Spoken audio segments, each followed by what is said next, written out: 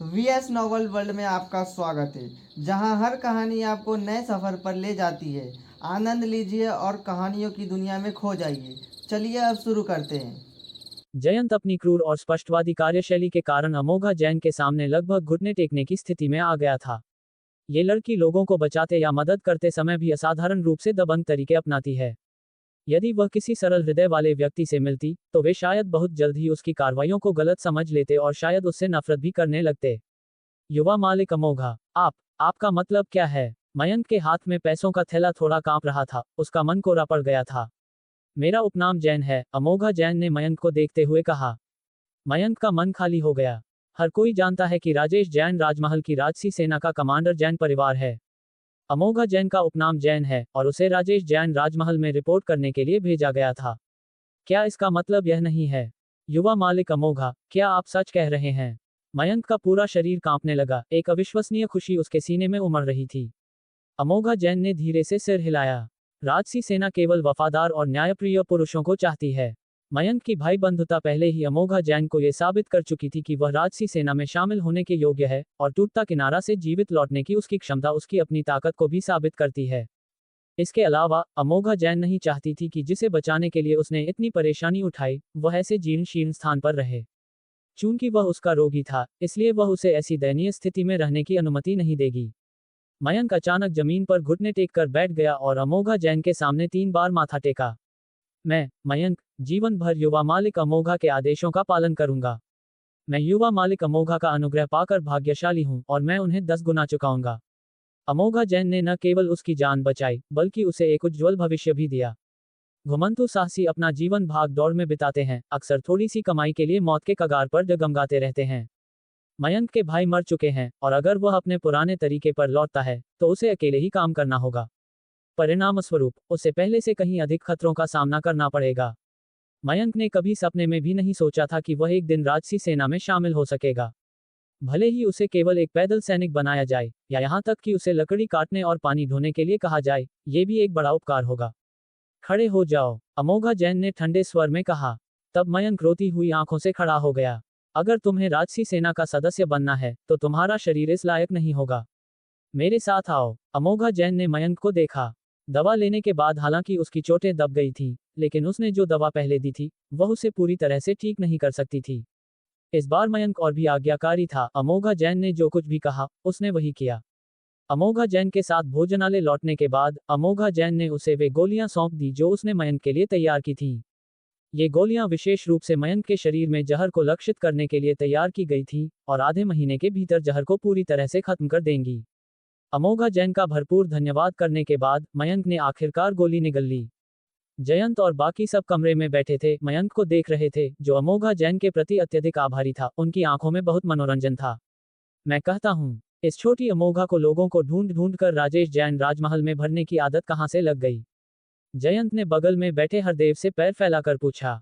श्याम भी पहले वैसा ही था, वह एक ऐसा आदमी था जिसे मर जाना चाहिए था, लेकिन अमोघा जैन ने वास्तव में लबू से उसे राजेश जैन राजमहल में वापस लाने के लिए कहा।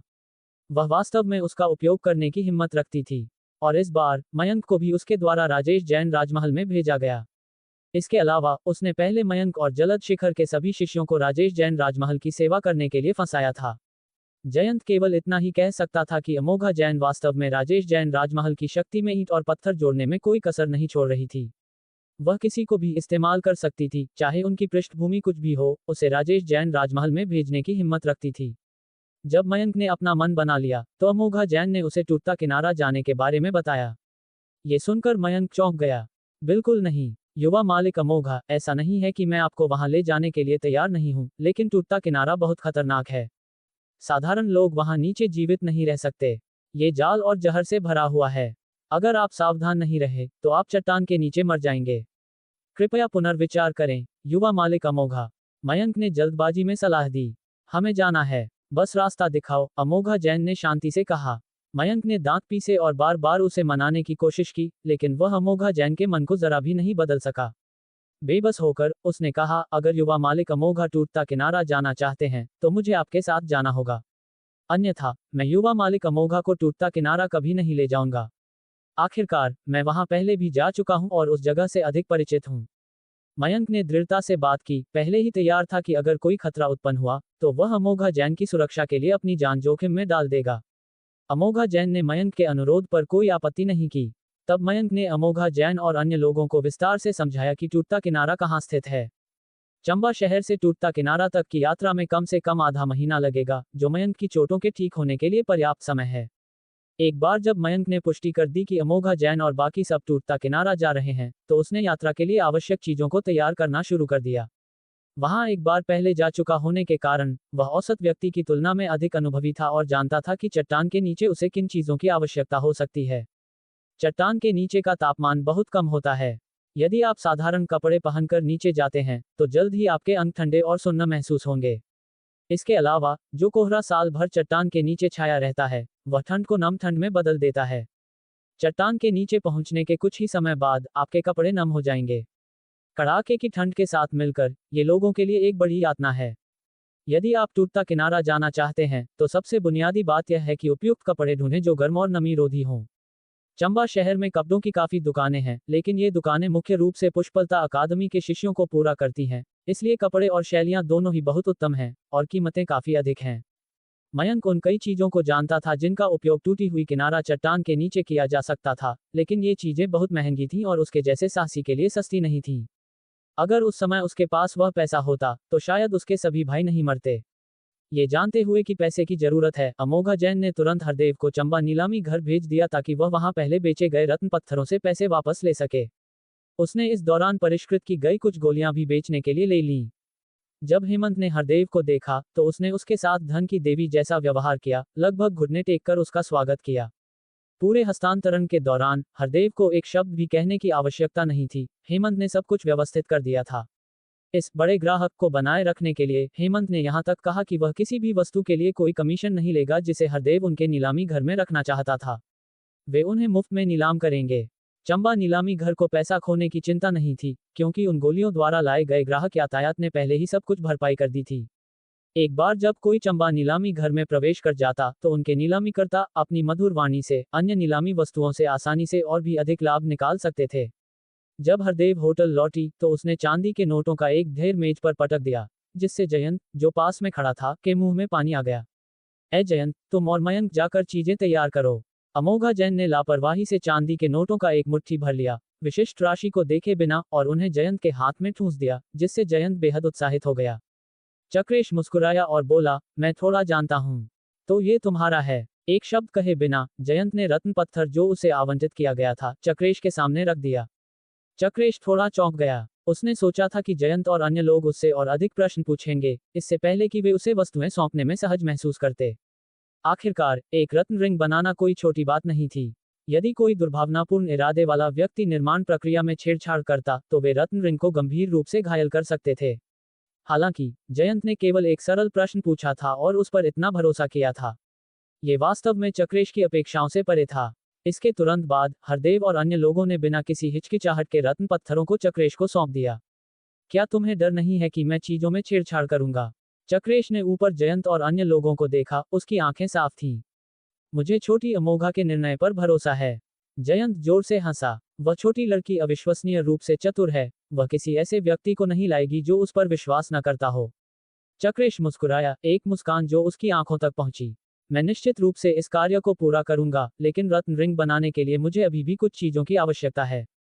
मैं इस अवसर का उपयोग ये देखने के लिए कर सकता हूं कि क्या नीलामी में कोई उपयुक्त वस्तुएं हैं।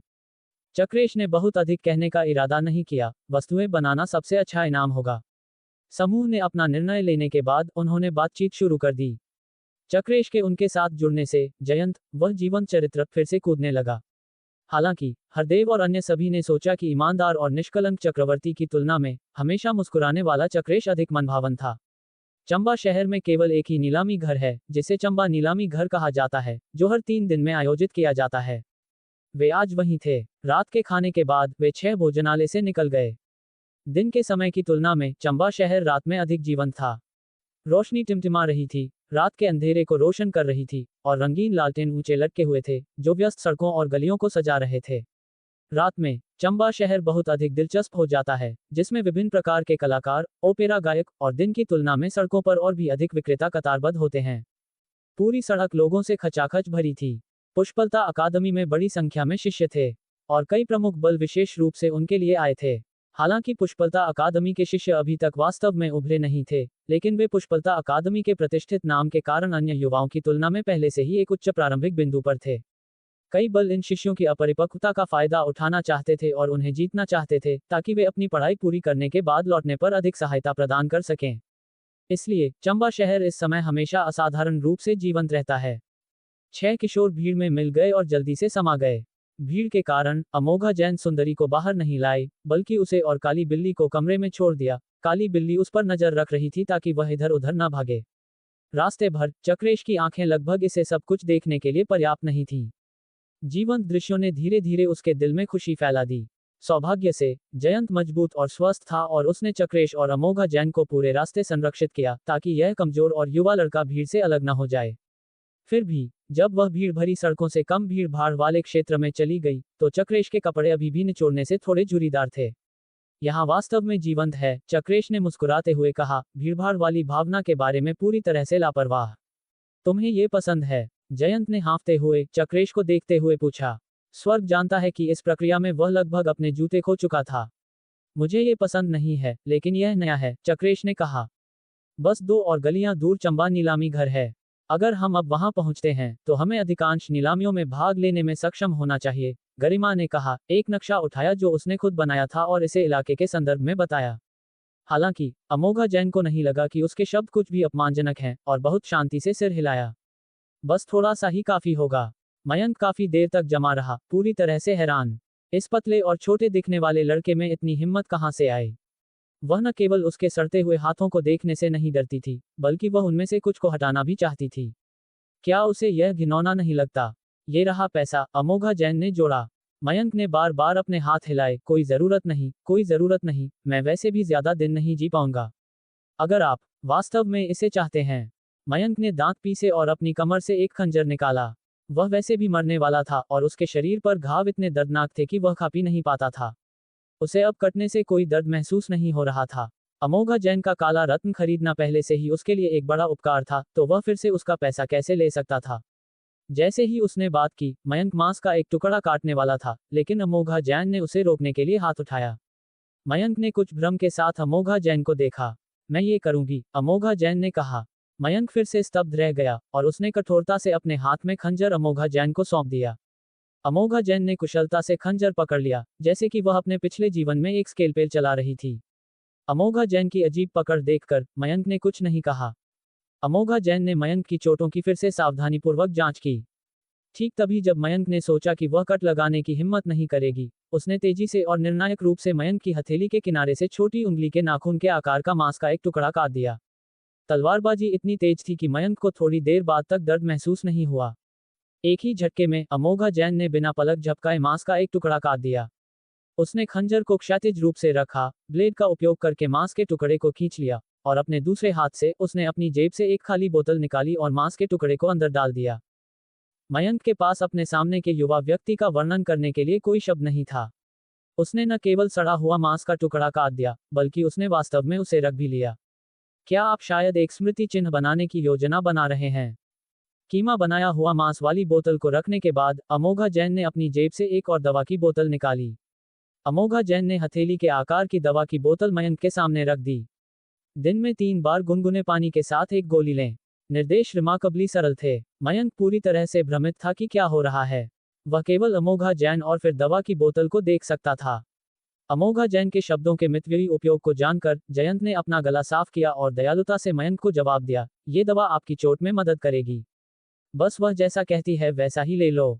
तब मयंक होश में आया और जल्दी से सिर हिलाया, कोई जरूरत नहीं, ये दवाएं मुझ पर बर्बाद होंगी। मैं पहले ही बहुत आभारी हूं कि आपने वह काला पत्थर खरीदा। फिर उसने दवा की बोतल अमोघा जैन को वापस करने की कोशिश की। हालांकि अमोघा जैन ने केवल दवा की बोतल को देखा, अपना हाथ उठाया और निजी कमरे में तांबे की घंटी बजाई और बाहर पहरा दे रहे नौकर तुरंत अंदर आ गए। गुनगुना पानी, अमोघा जैन ने कहा। नौकर अमोघा जैन के अर्थ को समझने के लिए काफी चतुर था। वह जल्दी से गुनगुने पानी का एक बर्तन लाने के लिए भागा और फिर कमरे से बाहर निकल गया। ए जयंत, हाँ, उसका मुंह खोलो। मयंक चौंक गया, लेकिन स्तब्धता के एक पल के बाद जयंत तुरंत मयंक पर झपटा, उसका मुंह खोल दिया, और गरिमा ने जल्दी से दवा की बोतल से एक गोली निकाली और मयंक के मुंह में फेंक दी। रौनक ने फिर मयंक के मुंह में गुनगुना पानी डाला। रहस्यमय स्थान और व्यापक रूप से परिचालित पौराणिक जानवर ने उन सभी को बना दिया जो टूटता किनारा में रुचि रखते थे, अपनी योजनाओं को छोड़ दिया। टूटी हुई किनारा नामक स्थान वास्तव में कई विचारों को उद्घाटित करता है, लेकिन इसका मतलब यह नहीं है कि टूटी हुई किनारा नाम के साथ लेबल की गई किसी भी चीज का उपयोग लोगों को धोखा देने के लिए किया जा सकता है। दर्शकों में से कुछ ही मानते थे कि नीलामी के प्रभारी व्यक्ति ने क्या कहा। एक टूटा हुआ चट्टान, भले ही वह वास्तव में टूटी हुई किनारा के नीचे से आया हो, भले ही ऐसा हुआ हो, उन्हें एक चट्टान का क्या उपयोग होगा जिसे काटना मुश्किल है। जो लोग चंबा नीलामी घर में अक्सर आते हैं, वे जानते हैं कि यह नीलामी घर बहुत चतुर है। मूल रूप से यहाँ नीलाम की गई वस्तुओं की कीमत उनके मूल बाजार मूल्य से अधिक होती है। लेकिन इस बार चंबा नीलामी घर ने सीधे कहा कि वे इस पत्थर को कम कीमत पर खरीद सकते हैं। चंबा नीलामी घर के सामान्य अभ्यास को देखते हुए ये केवल एक चमत्कार है। वे ऐसा क्यों करेंगे, इसके केवल दो कारण हैं। एक ये है कि पत्थर सिर्फ एक साधारण बेकार कबाड़ का टुकड़ा है और वे इसे कुछ यादृच्छिक खरोंचों के साथ नीलामी के लिए रख रहे हैं। दूसरा कारण यह है कि जैसा कि चंबा नीलामी घर ने कहा, पत्थर असाधारण रूप से कठोर है और साधारण लोग इसे नष्ट नहीं कर सकते, अकेले इसके बारे में कुछ भी असामान्य देख सकते हैं। यहाँ तक कि चंबा नीलामी घर भी इस पत्थर को काट नहीं सका। उन्होंने इसे खरीदा, लेकिन इसे केवल एक कदम पत्थर के रूप में उपयोग कर सके। कोई भी इतना मूर्ख नहीं है। एक बार हलचल भरा नीलामी घर जल्दी से शांत हो गया। हर किसी ने टूटे हुए पत्थर में कोई दिलचस्पी नहीं व्यक्त की और उनकी आंखें अब मंच पर केंद्रित नहीं थीं। ये स्पष्ट था कि वे चाहते थे कि चंबा नीलामी घर जल्दी से टूटे हुए पत्थर को हटा दे ताकि बाद के खजानों के लिए उनकी प्रतिस्पर्धा में देरी न हो। काले पत्थर के लिए शुरुआती कीमत की घोषणा के बाद हर कोई और भी शांत हो गया। 3 लाख रुपये। चट्टान के नीचे की कीमत को देखते हुए ये कीमत अधिक नहीं है। लेकिन समस्या यह है, ये सिर्फ एक चट्टान है। ये कीमत एक उच्च श्रेणी के रत्न पत्थर को खरीदने के लिए पर्याप्त है। एक बेकार टूटे हुए पत्थर को कौन खरीदेगा? मंच पर खड़ा आदमी पसीने से तर हो रहा था। ये पहली बार था जब चंबा नीलामी घर को इतनी शर्मनाक स्थिति का सामना करना पड़ा था। अगर यह कंसाइनर की विशेष पहचान के लिए नहीं होता, तो उसने बहुत पहले ही पत्थर को मंच से हटा दिया होता। नीलामी घर के पीछे 2 मध्यम आयु वर्ग के पुरुष तनावपूर्ण आंखों से आगे की स्थिति देख रहे थे। एक आदमी बढ़िया कपड़ों में आह भरी। उसने अपने बगल के आदमी के कंधे पर थपथपाया और कहा, मैंने तुम्हारी मदद करने के लिए जो कुछ भी कर सकता था वह किया है, लेकिन जैसा कि तुम देख सकते हो, ये पत्थर शायद नहीं बिकेगा। बढ़िया कपड़ों में आदमी चंबा नीलामी घर का मालिक था और उसके बगल में खड़ा व्यक्ति काले पत्थर का असली मालिक था। आदमी का चेहरा पट्टियों की परतों में लिपटा हुआ था और मोटा पट्टियों के माध्यम से खून रिस रहा था। उसकी आंखें चौड़ी खुली और खून से सनी हुई थीं और उसके हाथ मुट्ठी में कस गए थे, जो पट्टियों में लिपटे हुए थे और दबाव की ताकत से खून बह रहा था। थोड़ा और इंतजार करो, थोड़ा और इंतजार करो। आदमी की आवाज ऐसी थी जैसे आग से जल गई हो। उसके फटे होंठ थोड़े बैंगनी थे। उसकी आंखें नीलामी मंच पर टिकी हुई थी। उसकी आंखें अपेक्षा से भरी हुई थीं, लेकिन उस अपेक्षा के नीचे अंतहीन घबराहट और निराशा थी। मैं तुम्हारे लिए 3 लाख रुपये नहीं जुटा सकता, लेकिन मैं अभी भी 1 लाख रुपये प्राप्त कर सकता हूँ। अगर तुम वास्तव में इसे बेच नहीं सकते, तो तुम पैसे ले सकते हो और इसका उपयोग कर सकते हो।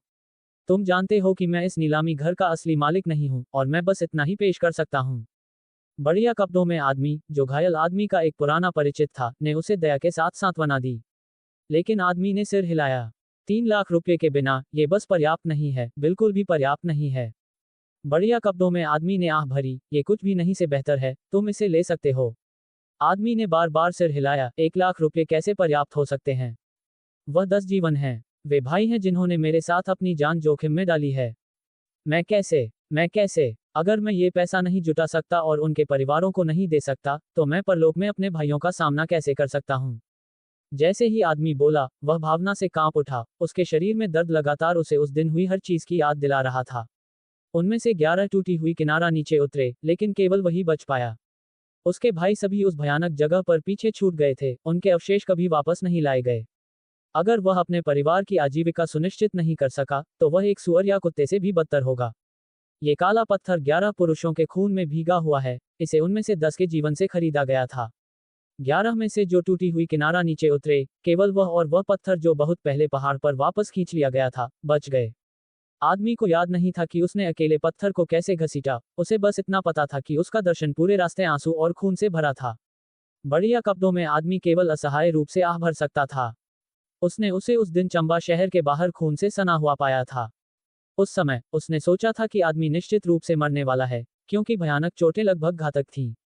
लेकिन आदमी बच गया था। तो चलो थोड़ा और इंतजार करते हैं। असहाय होकर बढ़िया कपड़ों में आदमी केवल उसके साथ इंतजार कर सकता था। हालांकि चंबा नीलामी घर के नामात्र के प्रभारी व्यक्ति के रूप में वह अच्छी तरह से जानता था कि पत्थर के अंदर जो कुछ भी छिपा था उसे बेचा नहीं जा सकता था। औसत व्यक्ति के लिए ये सिर्फ एक साधारण पत्थर है। नीलामी घर उजाड़ रहा, कोई भी एक पत्थर में दिलचस्पी नहीं ले रहा था जिसकी कीमत एक भाग्य थी। दूसरी मंजिल पर जयंत ने बड़े चाव से काले पत्थर को घूरते हुए देखा। ये वास्तव में अजीब है।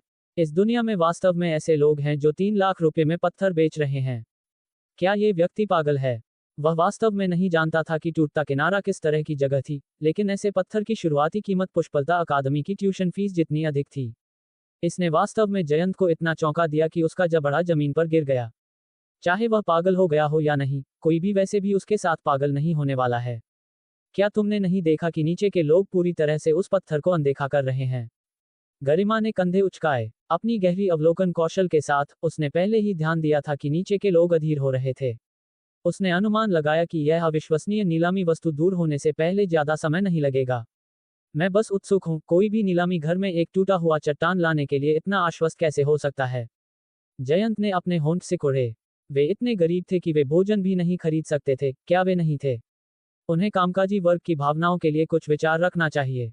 मुझे नहीं लगता कि यह एक साधारण पत्थर है। चक्रेश, जो अब तक चुप था, अचानक बोल पड़ा। सभी आंखें उसकी ओर मुड़ी। टूटता किनारा की चीजें निश्चित रूप से साधारण नहीं हैं। अगर मैं गलत नहीं हूं, तो वह काला पत्थर काला रत्न होना चाहिए।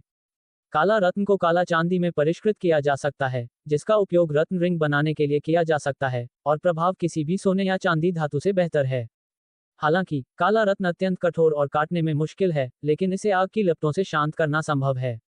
चक्रेश ने ईमानदारी से बात की। उसकी निगाहें काले रत्न पत्थर पर टिकी हुई थी। उसकी साफ आंखों में एक अजीब चमक दिखाई दी। जब रौनक ने काला चांदी शब्द सुना, तो उसने अचानक अपनी आंखें संकरी कर लीं और पूछताछ के संकेत के साथ चक्रेश को देखा। जयंत और अन्य लोगों की आंखों में आश्चर्य का एक संकेत दिखाई दिया, लेकिन वह आश्चर्य बहुत जल्दी गायब हो गया। एक धातु जो रत्न रिंग बनाने के लिए बहुत उपयुक्त है, अत्यंत दुर्लभ है। यहाँ तक कि काला रत्न के इतने बड़े टुकड़े से जो काला चांदी निकाला जा सकता है, वह केवल कबूतर के अंडे के आकार का है।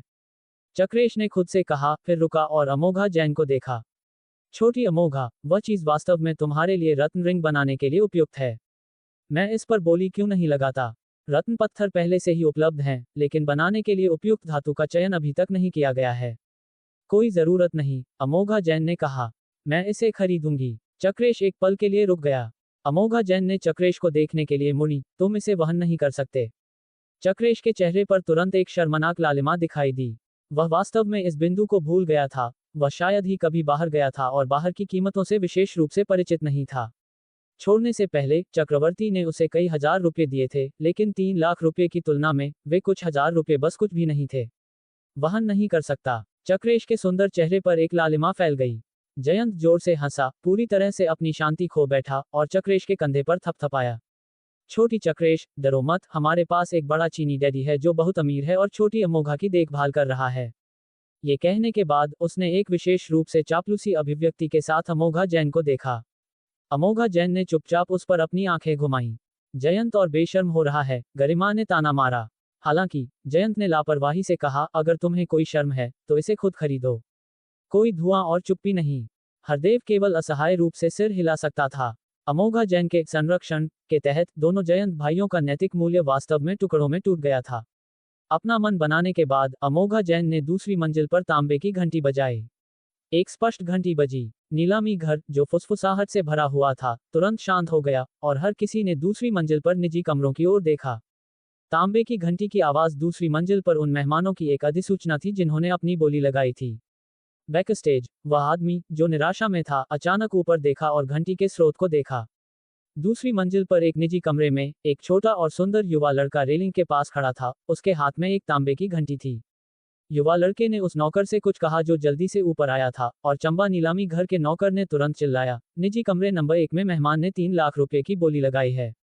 इस चिल्लाहट ने तुरंत शांत चंबा नीलामी घर को प्रज्वलित कर दिया। क्या कोई पागल है कि वास्तव में एक बेकार टूटे हुए पत्थर को खरीदने के लिए 3 लाख रुपए खर्च कर रहा है? हर किसी ने ऊपर देखा और दूसरी मंजिल पर निजी कमरे पर अपनी निगाहें केंद्रित की। जब उन्होंने युवा लड़के को देखा तो मन में केवल 4 शब्द आए, मूर्ख और अमीर। वह सिर्फ एक बच्चा था, शायद सोच रहा था कि टूटता किनारा नाम कुछ महत्वपूर्ण था, अन्यथा वह इस तरह पैसे क्यों बर्बाद करने को तैयार होगा। कई लोग हैरान थे, लेकिन वे चुपके से अमोघा जैन पर भी हंस रहे थे कि वह युवा और अज्ञानी थी और चंबा नीलामी घर द्वारा मूर्ख बनाई गई थी। आखिरकार एक बोली मिलने के बाद मंच पर आदमी लगभग खुशी से रो पड़ा। जरा भी हिचकिचाहट के बिना उसने अपना हाथ उठाया और जल्दी से 3 बार हथौड़ा नीचे लाया, जैसे कि डर था कि अमोघा जैन अपना मन बदल देगी, और तेजी से सौदा सील कर दिया। चंबा नीलामी घर के लोग काले पत्थर को ले जाते हुए हंसे। अमोघा जैन ने पैसे का भुगतान किया और अपनी वस्तु एकत्र करने से पहले नीलामी समाप्त होने का इंतजार किया। इसके बाद नीलामी घर अपनी पिछली हलचल भरी स्थिति में लौट आया, जिसमें सभी आकार के खजाने एक के बाद एक बाहर लाए जा रहे थे और उन्मत्त बोली के दौर शुरू हुए। हालांकि बाद में कुछ भी ऐसा नहीं था जो अमोघा जैन और उसके 6 लोगों के समूह की रुचि को बढ़ा सके। जिस दबंग आभा ने अभी अभी निर्णायकता दिखाई थी, वह दूर हो गई और मूर्ख अमीर आदमी को खुलकर खर्च करते देखने की उनकी अपेक्षाएं इस प्रकार रोक दी गईं। एक और घंटा बीत गया और चंबा नीलामी घर एक सही अंत पर आया। सभी नीलामी वस्तुएं बिक गईं और एक भी वस्तु बिना बिके नहीं रही। जिन्होंने खजाने हासिल किए थे, वे संतुष्ट होकर चले गए। अमोघा जैन ने एक बड़ी वस्तु पर बोली लगाई थी, इसलिए उसने अंत तक इंतजार किया कि चंबा नीलामी घर के लोग विशाल काला रत्न पत्थर बाहर लाएं। उनके साथ बढ़िया कपड़े पहने एक मध्यम आयु वर्ग का व्यक्ति भी आया। आप सभी को नमस्कार, मैं हेमंत हूँ, चंबा नीलामी घर का मालिक। आप युवा लोग अपरिचित दिखते हैं, ये निश्चित रूप से चंबा नीलामी घर में आपकी पहली बार यात्रा है। हेमंत ने मुस्कुराते हुए उनका अभिवादन किया, उसकी मुस्कुराती आंखें सुंदर और प्रतिष्ठित युवा पुरुषों के समूह को देख रही थीं। अमोघा जैन ने सिर हिलाया, हेमंत से बात करने में दिलचस्पी नहीं लग रही थी। हेमंत ने कहा, चूंकि आप नए मेहमान हैं और अपनी पहली यात्रा पर इतनी उदार पेशकश की है, इसलिए चंबा नीलामी घर के मालिक के रूप में मैं आपको एक वीआईपी बैज भेंट करना चाहूंगा। जैसे ही उसने बात की, हेमंत ने अपनी आस्तीन से हथेली के आकार का सोने से चढ़ा हुआ बैज निकाला, जिस पर चंबा शब्द उकेरा हुआ था। इस कमर पट्टी के साथ जब आप फिर से चंबा नीलामी घर आते हैं तो आप सीधे निजी कमरे में जा सकते हैं, बिना किसी अतिरिक्त शुल्क का भुगतान किए। अमोघा जैन ने हेमंत को देखा, फिर जयंत को अपना हाथ बढ़ाया, जिसने तुरंत पट्टिका ले ली। इस बार उसने 3 लाख रुपए खर्च किए, जिसने थोड़ा चुभन महसूस कराया। लेकिन कम से कम इस ब्रांड के साथ उन्हें अब निजी कमरों के लिए भुगतान नहीं करना पड़ेगा, इसलिए वह स्वाभाविक रूप से इसे प्राप्त करना चाहता था। ये देखकर कि अमोघा जैन ने उसकी दया स्वीकार कर ली थी, हेमंत मुस्कुराया और कहा, ईमानदारी से कहूं, युवा मालिक, आपने आज उस काले पत्थर के लिए बोली लगाकर मेरे एक दोस्त की बहुत मदद की। अगर आपको कोई आपत्ति नहीं है, तो मेरा दोस्त आपसे मिलना और व्यक्तिगत रूप से धन्यवाद करना चाहेगा। अमोघा जैन ने थोड़ा भौहें चढ़ाईं, लेकिन इससे पहले कि वह बोल पाती, हरदेव पहले बोली, अगर यह सच है, तो उसे आने दो। हेमंत ने सिर हिलाया और किसी को बुलाने चला गया। हरदेव एक कदम पीछे हट गया। उसने अमोघा जैन के कान में फुसफुसाते हुए कहा, काला चांदी निचले 3 लोकों से कुछ नहीं है, ये केवल मध्य 3 लोकों में मौजूद है। काला रत्न का वह टुकड़ा यहाँ दिखाई नहीं देना चाहिए था। अगर काला रत्न का वह टुकड़ा वास्तव में टूटता किनारा से आया था, तो उस जगह के बारे में कुछ खास होना चाहिए। मध्य 3 लोकों की चीजें निचले 3 लोकों में क्यों दिखाई देंगी? अमोघा जैन ने एक पल के लिए सोचा और सामान्य विचार को समझा। मुझे डर है कि हरदेव और अन्य लोग संदेह करते हैं कि काला रत्न पत्थर शायद बुराई सम्राट की कब्र से संबंधित हो सकता है। ये सोचते हुए अमोघा जैन ने और कुछ नहीं कहा, लेकिन हरदेव कहती है कि काला चांदी निचले 3 लोकों से संबंधित नहीं है, तो चक्रेश को ये कैसे पता चला? अमोघा जैन को स्पष्ट रूप से याद था कि चक्रेश ही था जिसने पहले काला रत्न की खोज की थी, और यह चक्रेश ही था जिसने बताया था कि काला रत्न का उपयोग काला चांदी को परिष्कृत करने के लिए किया जा सकता है। चक्रेश मध्य 3 लोकों के काला रत्न से इतना परिचित क्यों होगा? अमोघा जैन ने थोड़ा भौहें चढ़ाईं, उसके मन में एक विचार आया। उसने चक्रेश पर एक नजर डाली और उसे काला रत्न पत्थर को बड़े चाव से देखते हुए पाया, जो हरदेव और उसके बीच की बातचीत से पूरी तरह से अनजान था। थोड़ी देर बाद हेमंत लौट आया, लेकिन जो आदमी उसके साथ आया, उसने जयंत और अन्य लोगों को आंखें चौड़ी करके घूरने के लिए मजबूर कर दिया। आदमी लंबा और मजबूत था, उसका पूरा शरीर पट्टियों में लिपटा हुआ था, जो उसके कपड़ों से छिपाए जाने के बावजूद स्पष्ट रूप से दिखाई दे रही थी।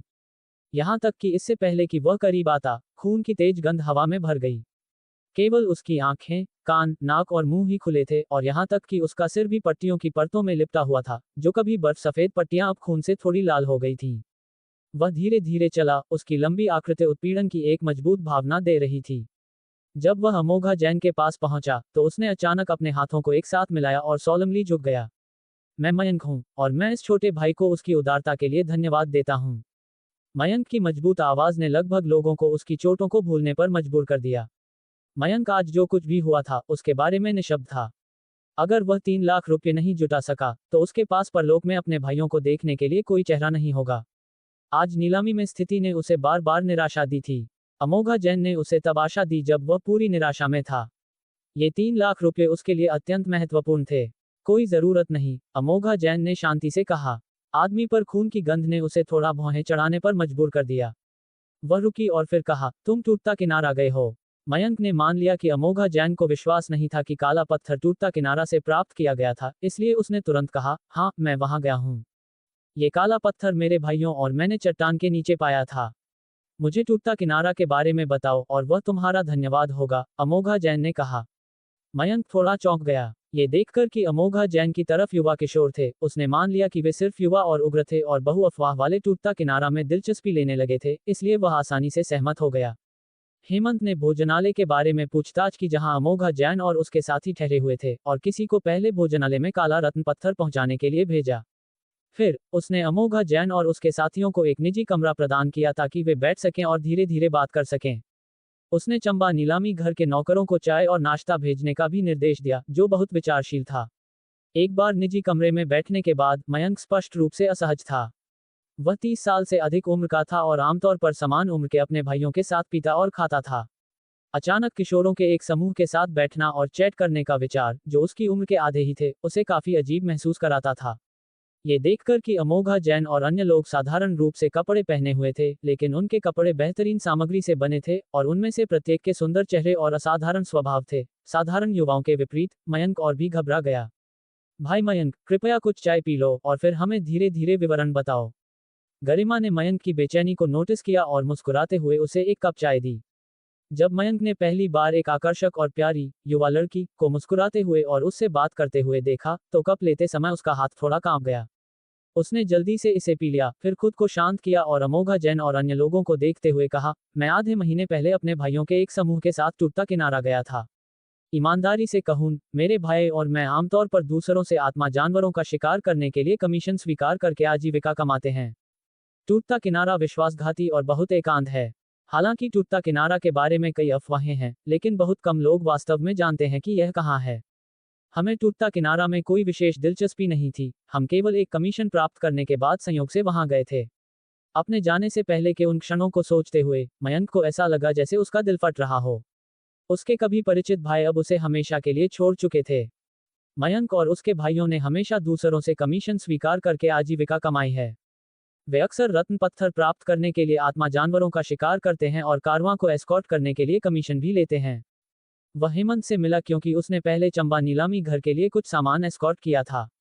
एक दिन एक आदमी उन्हें मिला और उन्हें टूटती किनारा चट्टान के नीचे की स्थिति की जांच करने के लिए कहा। उसने उन्हें एक बड़ा इनाम देने का वादा किया अगर वे टूटती किनारा चट्टान के नीचे की स्थिति का पता लगा सकते थे और एक पूरा नक्शा बना सकते थे।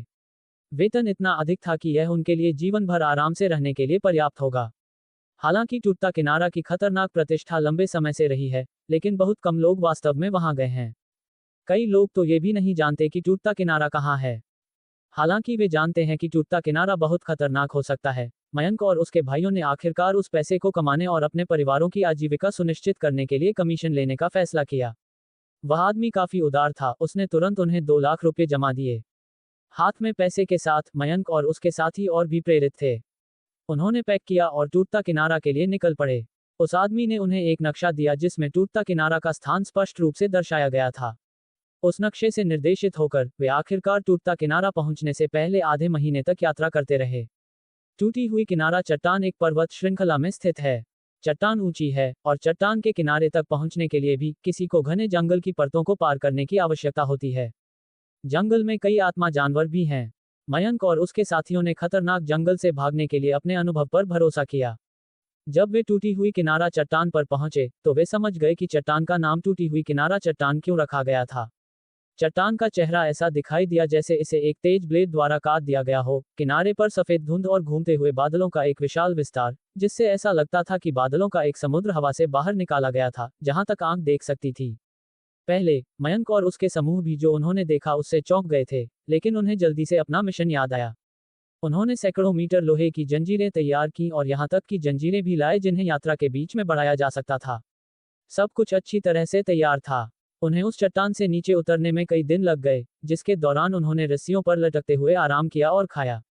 जब तक वे चट्टान के नीचे पहुंचे, वे सभी थक चुके थे और लंबे समय तक नीचे लकवाग्रस्त पड़े रहे, हिलने में असमर्थ थे। उस चट्टान के नीचे वास्तव में कैसा है? जयंत सुनते सुनते और भी घबरा गया। मयंक ने अपनी आंखें नीची की, मेज पर रखे अपने हाथों को ध्यान से घूरते हुए देखा। खून पट्टियों के माध्यम से धीरे धीरे रिसता रहा, खून की धारियां विशेष रूप से चमक रही थीं। कोई अंदाजा नहीं। क्या? जयंत थोड़ा चौंक गया। मयंक की आवाज, हालांकि, निराशा और डर से भरी थी। चट्टान के नीचे का क्षेत्र धुंध से ढका हुआ था और हम बिल्कुल कुछ भी नहीं देख सकते थे। 2 मीटर से परे, सब कुछ धुंध से अस्पष्ट था। ऐसी परिस्थितियों में, हमारे लिए पूरे चट्टान के नीचे का नक्शा बनाना असंभव था। और जैसे ही हम आगे बढ़ रहे थे, हमने अपने पैरों के नीचे एक अथाह दलदल की खोज की। दलदल, धुंध में छिपा हुआ, आसानी से अनदेखा हो जाता है, और लोग केवल तभी खतरे का एहसास करते हैं जब वे इसमें कदम रखते हैं। मयंक के एक आदमी को दलदल ने निगल लिया, उसका शरीर फिर कभी नहीं दिखा, और वह खामोशी से मर गया। दलदल के अलावा, कोहरे में भयानक राक्षस छिपे थे। उनके पूरे दस्ते पर उन राक्षसों ने हमला किया, और उनमें से अधिकांश मारे गए। इससे भी अधिक भयानक कोहरे में छिपा घातक विष था। शुरू में किसी को पता नहीं चला, लेकिन जब बचे हुए कुछ लोग कोहरे से बाहर निकले, तो उनके घाव सड़ने लगे और आंतरिक अंग विषाक्त पदार्थों से गल गए। तब उन्हें एहसास हुआ कि इस खंड पर्वत के तलहटी की जगह कितनी भयानक थी। उस घने, काले कोहरे में, विष, दलदल और राक्षस किसी भी क्षण उनकी जान ले सकते थे। मयंक को आखिरकार समझ में आया कि वे लोग, खंड पर्वत के स्थान को जानते हुए भी, उनसे नीचे तलहटी में जाकर रास्ता क्यों पूछ रहे थे। शायद वे पहले से ही जानते थे कि तलहटी कितनी भयानक है, इसीलिए उन्होंने अपनी जान जोखिम में डालने के लिए उन्हें इतना पैसा दिया था। पर अब बहुत देर हो चुकी थी। मयंक के अलावा 11 सदस्यों की टीम में से 10 मर चुके थे, और उन्हें तीखे काले जेड पत्थर के अलावा कुछ नहीं मिला। पूरा नक्शा नहीं बना पाने के कारण, ग्राहकों से बचा हुआ मेहनताना मिलना असंभव था। मयंक के लौटने के बाद, वह उन ग्राहकों के पास गया, लेकिन ये जानने के बाद कि मयंक और उसकी टीम लगभग पूरी तरह से खत्म हो गई है, उन्होंने मयंक से आगे बात करने में कोई दिलचस्पी नहीं दिखाई। उन्होंने बस संक्षेप में पूछा कि उन्होंने खंड पर्वत की तलहटी में क्या क्या सामना किया, और फिर उसे बाहर निकाल दिया। उसके सारे साथी मर चुके थे, और वह एक टूटे हुए पत्थर को पकड़े हुए, डर में जीने को मजबूर था। अपने साथियों और उनके परिवारों को कुछ दिलासा देने के लिए, मयंक के पास हेमंत को काला जेड पत्थर चंदलीन नीलामी घर में नीलाम करने के लिए सौंपने के अलावा और कोई चारा नहीं था। मयंक ने अपनी बात खत्म करने के बाद सिर झुका लिया, और उसकी मुट्ठियां भींचने से खून निकल रहा था। खंड पर्वत के किनारे की हर चीज उसके दिल में गहराई से छप गई थी। मरने से पहले उसके साथियों की चीखें उसके सपनों में गूंजती थीं, भयानक दुर्स्वप्न बनकर उसे सताती थीं। वह जगह अच्छी नहीं है। बस इसे एक कहानी समझकर सुन लो। बहुत देर तक चुप रहने के बाद, मयंक ने सिर उठाया, उसकी आंखों में निराशा और दुख भरा था। अगर उन्होंने उस इनाम का लालच न किया होता, अगर उन्होंने ईमानदारी से सरल काम किए होते, तो उनके साथियों की जान नहीं जाती, और वह ये घिनौना इंसान नहीं बनता। मयंक के घाव अब बहुत गंभीर थे। वह वापस आए हुए काफी समय हो चुका था, लेकिन उसके घाव अभी भी सड़ रहे थे।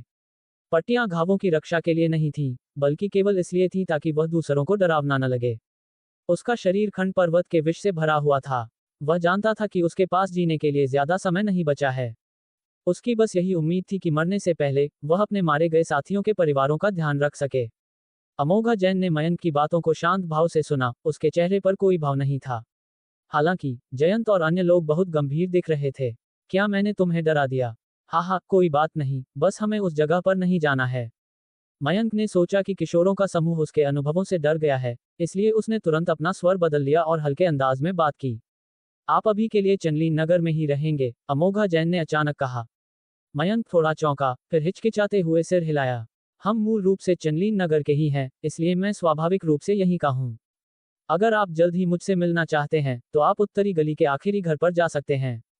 हालांकि, मयंक ने अपनी पट्टियों को देखा और एक फीकी मुस्कान के साथ कहा, अगर आप कुछ और सुनना चाहते हैं, तो आपको जल्दी करनी होगी। मुझे डर है कि मेरा शरीर ज्यादा देर तक साथ नहीं देगा। आपकी चोट बहुत गंभीर है, हरदेव ने भौहें सिकोड़कर पूछा, मयंक की बातों में छिपे अर्थ को समझते हुए। मयंक ने सिर हिलाया। यह एक चमत्कार है कि मैं अभी भी जिंदा हूँ। उसके साथ गए 2 साथी विष दिए जाने के कुछ घंटों बाद ही मर गए थे। मयंक खुद काफी हैरान था कि वह अब तक टिका हुआ था। क्या मैं देख सकती हूँ? अमोघा जैन ने अचानक कहा। मयंक एक पल के लिए रुका, फिर उलझन भरे भाव से अमोघा जैन को देखा। ये थोड़ा डरावना है। क्या आप सच में इसे देखना चाहती हैं? वह वास्तव में डर रहा था कि उसकी चोटें उस छोटे लड़के को डरा सकती हैं। अमोघा जैन ने सिर हिलाया। मयंक ने आह भरी और धीरे धीरे अपने बाएं हाथ की पट्टी खोली। पट्टी त्वचा और मांस के साथ उतर गई, जिससे चमकदार लाल मांस का एक पैच निकल आया, जो इतने लंबे समय तक छिपा रहा था और फिर से हवा के संपर्क में आ गया। एक ही नजर काफी थी जिससे कमरे में मौजूद बाकी सब हाँफ उठे। मयंक का पूरा हाथ ऐसा लग रहा था जैसे उस पर खोलता हुआ तेल डाला गया हो। उस पर मांस का एक भी अच्छा टुकड़ा नहीं था और चमकदार लाल मांस पर सफेद मवाद भरा था, जिससे वह बिल्कुल सड़े हुए मांस के टुकड़े जैसा लग रहा था। उसकी छोटी उंगली का सिरा लगभग गल चुका था, जिसमें लाल मांस के नीचे सफेद हड्डी का एक हिस्सा दिखाई दे रहा था।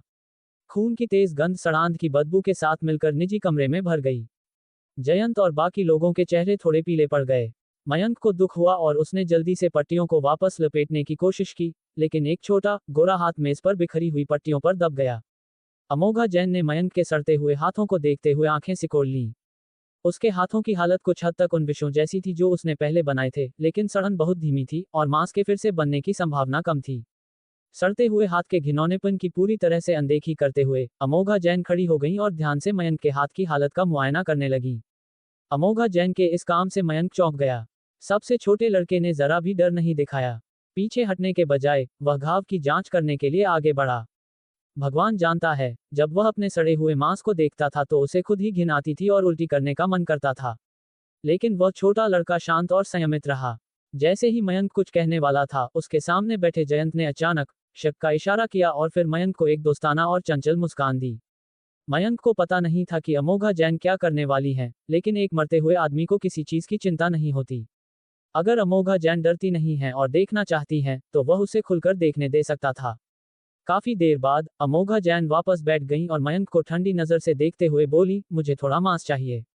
अमोघा जैन की बात सुनकर न केवल मयंक बल्कि जयंत और फैयान भी चौंक गए। थोड़ा मांस? किस तरह का मांस? क्या वह मयंक के हाथ से मांस का एक टुकड़ा खुरचना चाहती थी? मयंक की आंखें चौड़ी हो गईं। वह सोच रहा था कि क्या उसने कुछ गलत सुना है। हालांकि वह पहले ही जीवन और मृत्यु के प्रति उदासीन हो चुका था, मयंक फिर भी अमोघा जैन के चौंकाने वाले शब्दों से घबरा गया, तुम्हें मेरा मांस चाहिए। हालांकि अमोघा जैन को नहीं लगा कि उनकी बात कोई बहुत चौंकाने वाली है, और उन्होंने बहुत शांति से सिर हिलाया। बस थोड़ा सा ही काफी होगा। मयंक काफी देर तक ठिठका रहा, पूरी तरह से हैरान। इस दिखने में दुबले पतले लड़के में ऐसी हिम्मत कहां से आई? वह न केवल उसके सड़ते हुए हाथों को देखकर डरा नहीं, बल्कि उनमें से कुछ को हटाना भी चाहती थी। क्या उसे घिन नहीं आती? ये रहा पैसा, अमोघा जैन ने जोड़ा। मयंक ने बार बार हाथ हिलाया, जरूरत नहीं, जरूरत नहीं। वैसे भी मैं ज्यादा दिन नहीं जीऊंगा। अगर आप सच में चाहती हैं। मयंक ने दांत पीसे और अपनी कमर से एक कटार निकाली। वह वैसे भी मरने वाला था और उसके घावों का दर्द उसे खाने या सोने नहीं दे रहा था। उसे अब कटने का कोई दर्द महसूस नहीं होता था। अमोघा जैन का काला जेड खरीदना पहले ही उसके लिए एक बड़ा एहसान था, तो वह फिर से उसका पैसा कैसे ले सकता था? जैसे ही उसने बात की, मयंक मांस का एक टुकड़ा काटने ही वाला था, लेकिन अमोघा जैन ने अपना हाथ बढ़ाकर उसे रोक दिया। मयंक ने कुछ भ्रम के साथ अमोघा जैन को देखा। मैं करूंगी, अमोघा जैन ने कहा। मयंक फिर से स्तब्ध रह गया और उसने अकड़कर अपने हाथ में पकड़ी कटार अमोघा जैन को दे दी। अमोघा जैन ने कुशलता से कटार पकड़ी, मानो वह अपने पिछले जीवन में कोई शल्य चिकित्सा उपकरण चला रही हो। अमोघा जैन की अजीब पकड़ देखकर मयंक ने कुछ नहीं कहा। अमोघा जैन ने फिर से मयंक की चोटों की सावधानीपूर्वक जांच की। ठीक तभी जब मयंक ने सोचा कि वह कट लगाने की हिम्मत नहीं करेगी, उसने तेजी से और निर्णायक रूप से मयंक की हथेली के किनारे से छोटी उंगली के नाखून के आकार का एक टुकड़ा काट लिया। कटार इतनी तेजी से चली कि मयंक को दर्द थोड़ी देर बाद महसूस हुआ। एक ही झटके में अमोघा जैन ने पलक झपकाए बिना मांस का एक टुकड़ा काट लिया। उसने कटार को क्षैतिज रूप से रखा, ब्लेड का उपयोग करके मांस के टुकड़े को घसीटा और दूसरे हाथ से उसने अपनी जेब से एक खाली बोतल निकाली और मांस के टुकड़े को अंदर रख दिया। मयंक के पास उस सामने बैठे छोटे आदमी का वर्णन करने के लिए शब्द नहीं थे। उसने न केवल सड़े हुए मांस के उस टुकड़े को काटा, बल्कि उसने वास्तव में उसे रख लिया। क्या वह स्मृति चिन्ह बनाना चाहती थी? कीमा बनाए हुए मांस वाली बोतल को रखने के बाद अमोघा जैन ने अपनी जेब से एक और दवा की बोतल निकाली और हथेली के आकार की बोतल मयंक के सामने रख दी। दिन में 3 बार गुनगुने पानी के साथ एक गोली एक बार में लें। निर्देश आश्चर्यजनक रूप से सरल थे। मयंक पूरी तरह से भ्रमित था कि क्या हो रहा है। वह केवल अमोघा जैन और फिर दवा की बोतल को ही देख सका। अमोघा जैन के कम शब्दों के उपयोग को जानते हुए जयंत ने अपना गला साफ किया और दयालुता से मयंक को उत्तर दिया, ये दवा आपकी चोट में मदद करेगी। बस जैसा वह कहती हैं, वैसे ही ले लो। मयंक को तब होश आया और उसने जल्दी से सिर हिलाया। जरूरत नहीं, ये दवाएं मुझ पर बर्बाद होंगी। मैं पहले ही बहुत आभारी हूं कि आपने वह काला पत्थर खरीदा। फिर उसने दवा की बोतल अमोघा जैन को वापस करने की कोशिश की। हालांकि अमोघा जैन ने बस दवा की बोतल पर एक नजर डाली, अपना हाथ उठाया और निजी कमरे में लगी तांबे की घंटी बजाई और बाहर इंतजार कर रहे नौकर तुरंत अंदर आ गए। गुनगुना पानी, अमोघा जैन ने कहा। नौकर काफी समझदार था कि अमोघा जैन का मतलब समझ गया। वह जल्दी से गुनगुने पानी का एक बर्तन लाने भागा और फिर कमरे से चला गया। जयंत, हाँ, उसका मुंह खोलो। मयंक चौंका, लेकिन अवाक रहने के एक पल बाद जयंत तुरंत उस पर झपटा, उसका मुंह खोला और फैयान ने जल्दी से दवा की बोतल से एक गोली निकाली और मयंक के मुंह में फेंक दी। रौनक ने फिर मयंक के मुंह में गुनगुना पानी डाला। सब कुछ व्यवस्थित हो जाने के बाद अमोघा जैन और अन्य आखिरकार खंड पर्वत के लिए रवाना होने के लिए तैयार थे ताकि दुष्कर्मी सम्राट के मकबरे के रहस्यों को उजागर कर सकें। समूह रथ में सवार हुआ और वीरनारायण राज्य की राजधानी से निकल गया। अमोघा जैन और विभूति जैन एक रथ में साथ बैठे थे। अंदर मेई और रक्त खरगोश सिकुड़कर एक दूसरे से सटे बैठे थे। उनकी आंखें विभूति जैन को विस्मय से देख रही थीं। केवल काली बिल्ली ही अमोघा जैन की गोद में शांति से लेटी थी, हालांकि उसकी आंखों में एक अजीब सी झलक थी। विभूति जैन ने अमोघा जैन को देखा। उन्हें नहीं पता था कि इस छोटी लड़की को हाल ही में क्या हो गया था। वह अचानक थोड़ी असहज करने वाली हो गई थी। उनकी ठंडी आंखों में जब वह उन्हें देखती थी तो मुस्कान का एक संकेत दिखता था। हालांकि वह सामान्य से अलग नहीं थी, विभूति जैन को फिर भी लगा कि अमोघा जैन अतीत से अलग हैं। खंड पर्वत की ओर वापस जाने से पहले अमोघा जैन और उनके समूह ने पूरी तैयारी कर ली थी। उन्हें खंड पर्वत में अपना पिछला अनुभव अच्छी तरह से याद था और उन्होंने अब सभी नक्शे ढूंढ लिए थे। हालांकि वे अभी भी अपनी सतर्कता कम करने की हिम्मत नहीं कर रहे थे। उस जगह पर जहां अनगिनत जानें जा चुकी थी, कोई भी गलती किसी की जान ले सकती थी। एक बार जब दुष्कर्मी सम्राट का मकबरा खुल जाएगा, तो मध्य तीनों लोक निश्चित रूप से नोटिस करेंगे और अधिक से अधिक लोग निम्न तीनों लोक में प्रवेश करेंगे। छोटी अमोघा, क्या तुमने सोचा है कि इससे कैसे निपटना है? विभूति जैन ने एक हाथ से अपनी ठोड़ी टिकाई हुई थी, सामने बैठी अमोघा जैन को देखते हुए। हालांकि छोटे से इंसान का यह बदलाव उन्हें आश्चर्यचकित करता था। हालांकि ये कहा जाना चाहिए कि यह बदलाव उन्हें बहुत खुश करता था। ऐसा था जैसे उन दोनों के बीच की दूरी का उन्हें एहसास भी नहीं हुआ और वह कम हो गई थी। अमोघा जैन ने थोड़ा सिर हिलाया। उन्होंने पहले ही इसके बारे में सोच लिया था। मध्य तीनों लोक के लोग दुष्कर्मी सम्राट के मकबरे की तलाश में बहुत प्रयास कर रहे थे। इतना समय और प्रयास खर्च किया, फिर भी उन्हें कुछ नहीं मिला। हालांकि अगर उन्हें पता चला कि दुष्कर्मी सम्राट का मकबरा खुल गया है, तो मध्य तीनों लोक पर इसका असर अभूतपूर्व होगा। एक आम आदमी निर्दोष है, लेकिन खजाना रखना अपराध है।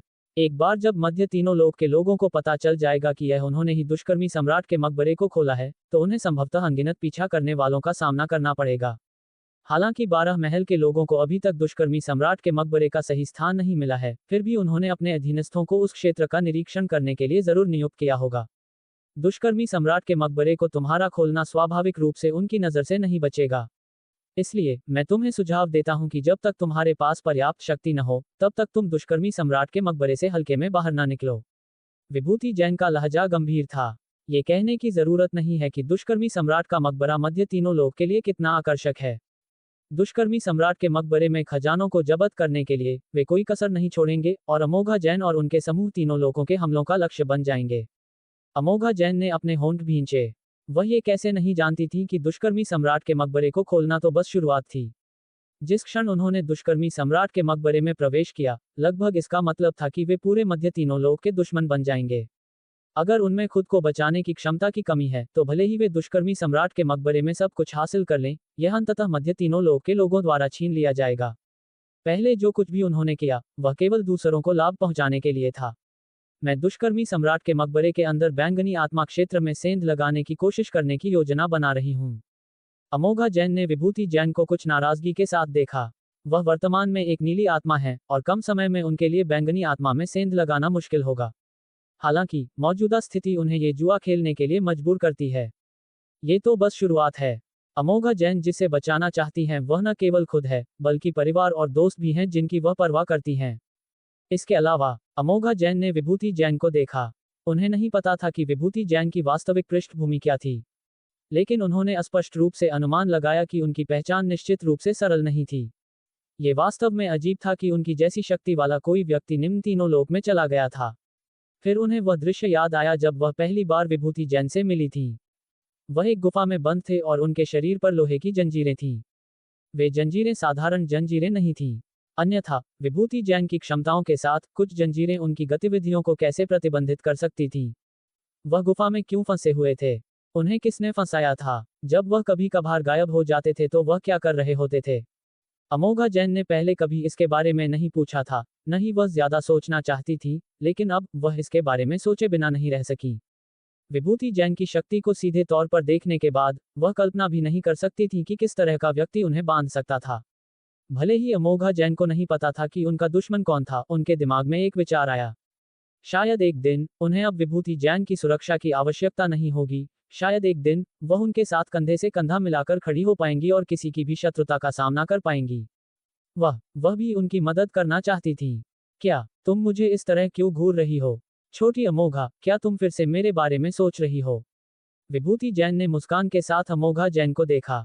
उन्हें पसंद था जब वह उन्हें इस तरह देखती थी, जैसे कि वह उनकी दुनिया के एकमात्र इंसान हो। विभूति जैन थोड़ा अमोघा जैन के करीब आ गए, उनके चेहरे केवल एक अंगूठी की दूरी से अलग थे। क्या तुम मध्य तीनों लोक से हो? अमोघा जैन ने अचानक पूछा। विभूति जैन की आंखों में आश्चर्य की एक झलक दिखाई दी। ये दूसरी बार था जब अमोघा जैन ने उनसे मिलने के बाद उनके मूल के बारे में पूछा था। पहली बार उन्होंने जैन परिवार के पिता और बेटे की यादों में हेरफेर करने के लिए विशेष साधनों का इस्तेमाल किया और राजेश जैन राजमहल में विभूति जैन के रूप में रुके थे। उस समय भी अमोघा जैन ने उनसे पूछा था कि वह कौन है। हालांकि उस समय अमोघा जैन की आंखें ठंडी थीं और लहजा तेज था, लेकिन आज उनके सवालों में अधिक संदेह भरा था। तुमने अचानक ये पूछने के बारे में क्यों सोचा? विभूति जैन वापस बैठ गए। उन्होंने अमोघा जैन को देखा और कहा। उनकी आंखों में मुस्कान धीरे धीरे फीकी पड़ गई, उसकी जगह चिंता की एक हल्की, लगभग अगोचर, अभूतपूर्व झलक आ गई। मैं जानना चाहती हूँ, अमोघा जैन ने सीधे तौर पर पूछा। विभूति जैन ने कहा, छोटी अमोघा, क्या यह इसलिए है क्योंकि तुम अचानक मुझे समझना चाहती हो? अमोघा जैन ने सिर हिलाया। विभूति जैन की आंखें थोड़ी गहरी हो गईं, लेकिन उन्होंने इसे अच्छी तरह से छिपा लिया। जब उन्होंने फिर से आंखें उठाईं, तो उनकी आंखों में हमेशा की तरह वही शरारती और चंचल भाव था। मैं पहले कौन था ये जरूरी नहीं है।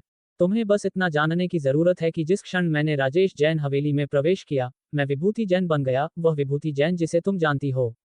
कुछ बातें थी जो वह अमोघा जैन को नहीं बताना चाहते थे, शायद इसलिए कि वह नहीं चाहते थे, या शायद वह हिम्मत नहीं करते थे। उनकी पहचान जानने से उन्हें कोई फायदा नहीं होगा, इसके विपरीत यह उनके लिए खतरा ला सकता है। मुझे खुशी है कि तुमने मुझसे ये पूछा, छोटी अमोघा। क्या तुम मुझे अपने दिल में दूसरों से अलग मानती हो? विभूति जैन ने अचानक हाथ बढ़ाया और अमोघा जैन के छोटे हाथ को पकड़ लिया, उसे अपनी गर्म हथेली में समेट लिया। उनके छोटे हाथ, उनकी तरह ही, छोटे और मुलायम थे, फिर भी उनमें अथाह शक्ति थी। हाँ, अमोघा जैन धीरे धीरे बोली, ये जानते हुए कि वह और कुछ नहीं कहना चाहते, और वह खुद को मजबूर करने को तैयार नहीं थी। विभूति जैन मुस्कुराए, लेकिन इस बार उनकी मुस्कान सामान्य से अलग थी। उन्होंने अचानक हाथ बढ़ाया और अमोघा जैन को अपनी बाहों में खींच लिया, धीरे से उनके छोटे शरीर को गले लगा लिया। उनका दिल खुशी से फटने वाला था। अतीत कितना भी शानदार रहा हो, या हम कितने भी शक्तिशाली थे, इससे क्या फर्क पड़ता है? उन्होंने पहले कभी ऐसा महसूस नहीं किया था, जैसे उनके पास दुनिया की हर चीज है। सब कुछ। काश समय इसी क्षण रुक जाए। विभूति जैन ने अपनी आंखें थोड़ी सिकोड़ ली, उनके अंदर एक गहरी, ठंडी रोशनी कौंधी। खंड पर्वत की यात्रा बहुत शांतिपूर्ण थी। रास्ते में समूह या तो यात्रा करता या कभी कभी आराम करता, रथ से उतरकर अलाव के चारों ओर बैठ जाता। मौसम ठंडा से गर्म हो गया था, और हवा अब इतनी तेज नहीं थी। हालांकि हवा में अभी भी थोड़ी ठंडक महसूस होती थी, ये पहले से बहुत बेहतर थी। छोटा शून्य को अमोघा जैन और अन्य लोग साथ ले गए थे। किसी कारण से उस छोटे लड़के को अमोघा जैन पर एक मजबूत निर्भरता महसूस होती थी। हालांकि वह हर दिन सबसे ज्यादा ची कहता था। जब भी अमोघा जैन दिखाई देती थी, उसकी लाल आंखें अमोघा जैन की आकृति को घूरने लगती थी, एक छोटे जानवर की तरह बेचैन जो छोड़े जाने से चिंतित था। दुर्भाग्य से अमोघा जैन का रथ पहले ही विभूति जैन ने घेर लिया था, और यहाँ तक कि छोटा शून्य भी, जो भ्रम में था, उधर जाने की हिम्मत नहीं करता था। वह केवल जयंत और बाकी लोगों के साथ एक रथ साझा कर सका। छोटा शून्य की दूसरी पसंद रौनक थे। जैसे ही उसे पता चला कि वह अमोघा जैन के साथ नहीं रह सकता, उसने तुरंत मुड़कर रौनक की ओर गले लगाने के लिए हाथ बढ़ाए। नतीजा, फैयान ने उसे तुरंत एक तरफ खींच लिया, उसे रौनक के एक कदम भी करीब नहीं जाने दिया। छोटा शून्य को देखकर, जिसने अनगिनत बार रौनक के करीब आने की कोशिश की थी, उसे फैयान ने कॉलर से खींचकर एक तरफ कर दिया। जयंत, जो सामने रथ से उतर गया था, हंसे बिना नहीं रह सका। फैयान, तुम्हें इतना घबराना जरूरी है क्या? मुझे नहीं लगता कि छोटे शून्य का कोई बुरा इरादा है। हो सकता है कि वह छोटे रौनक को पसंद करता हो। तुम चोर की तरह उससे क्यों बचाव कर रहे हो? जयंत के चेहरे पर एक मुस्कान थी जिसे वह चाहकर भी रोक नहीं पाया। रास्ते भर छोटे शून्य ने अमोघा जैन और रौनक के करीब आने की कोशिश की, पर सफल नहीं हो पाया। उसे फनेंद्र को सौंप दिया गया था। कार से उतरकर आराम करने का यह एक दुर्लभ अवसर था, लेकिन फैयान अभी भी हर मोड़ पर उससे सतर्क थे। फैयान ने जयंत को घूर कर देखा। अगर छोटा शून्य सिर्फ एक साधारण बच्चा होता तो उन्हें कोई आपत्ति नहीं होती, लेकिन जब ये बच्चा रौनक को देखता है तो वह केवल एक ही बात कहता है, ची भाई। क्या वह इस छोटे राक्षस को, जिसके दिमाग में केवल ची भाई भरा है, रौनक को सौंपने की हिम्मत करेंगे? ये बिल्कुल भी अनुमेय नहीं है। अगर वह सावधान नहीं रहे और उस बच्चे ने रौनक को काट लिया, तो उसके दांतों से वह शायद रौनक को टुकड़ों में त्वचा, मांस और हड्डियों सहित फाड़ देगा। मुसीबत खड़ी करना बंद करो। फैयान ने जयंत पर फुसफुसाया, फिर अपनी पकड़ में रखे छोटे जेड पेंडेंट को नीचे देखा। छोटा लड़का डरकर उसे देख रहा था, उसकी बड़ी आंखें शिकायत और डर से भरी थीं। फैयान के होंठ थोड़े से मरोड़ गए। ये बच्चा आमतौर पर एक गोल मटोल बच्चे जितना कमजोर दिखता था, लेकिन विभूति जैन ने कहा था कि अगर वे सच में लड़ते हैं, तो उनमें से कोई भी इस छोटे से बच्चे का मुकाबला नहीं कर पाएगा। भले ही उन्हें छोटे शून्य के लिए दुख हुआ, फैयान का अपनी भावी पत्नी की सुरक्षा को खतरे में डालने का कोई इरादा नहीं था। अरे, अच्छा बच्चा बनो, रौनक भाई को देखने मत जाओ, समझे? फैयान ने लाचारी से अपनी छाती से एक थैली निकाली, और थैली के अंदर से एक झंझनाहट की आवाज आई। छोटा शून्य ने पलक झपकाई, थैली खोली और एक नजर डाली। उसकी आंखें तुरंत चमक उठीं। थैली में विभिन्न आकार के जेड पत्थर थे जिन्हें अभी तक तराशा नहीं गया था। छोटे शून्य के लिए, जो केवल जेड पत्थरों के अंदर की शक्ति की परवाह करता था, उनका दिखना जरूरी नहीं था। जेड की इस थैली के साथ छोटे शून्य की शिकायतें तुरंत गायब हो गईं, और वह खुशी खुशी उसमें खुदाई करने लगा। रौनक ने फैयान के कार्यों को लाचारी से देखा, मन ही मन सिर हिलाया, पूरी तरह से हार मान ली। 5 दिन और हम खंड पर्वत पहुंच जाएंगे। इस बार हम पिछली बार की तरह अस्त व्यस्त नहीं होंगे। अलाव के पास बैठे जयंत ने अपने हाथ रगड़े, लगभग अधीर होकर फिर से खंड पर्वत पर उतरने के लिए। पिछली बार दुनिया के छोर तक जाने के अनुभव ने उन पर एक अमिट छाप छोड़ी थी, और वे आज तक उसे भूले नहीं हैं। वह भयावह जगह धीरे धीरे नक्शे के मार्गदर्शन में अपना असली रूप प्रकट कर रही थी। दुष्ट लोक वास्तव में मध्य तीनों लोक में नंबर 1 होने की अपनी प्रतिष्ठा पर खरा उतरता है। यह अकल्पनीय है कि वे ऐसा जटिल मकबरा बना सकते हैं। फनेंद्र ने 8 नक्शे निकाले जो पहले ही एक साथ जोड़े जा चुके थे। 8 नक्शे पूरी तरह से खंड पर्वत के नीचे कोहरे में छिपी हर चीज को एक साथ जोड़ते थे। दुष्ट लोक ने दुष्कर्मी सम्राट के मकबरे में जो खतरे स्थापित किए हैं, वे उन खतरों से कहीं ज्यादा हैं जिनका उन्होंने पहले सामना किया है। नक्शा प्राप्त करने के बाद भी, उसे देखने के बाद भी उन्हें पसीना आ गया। नक्शा जितना विस्तृत था, उन्हें दुष्कर्मी सम्राट के मकबरे का खतरा उतना ही ज्यादा महसूस हुआ।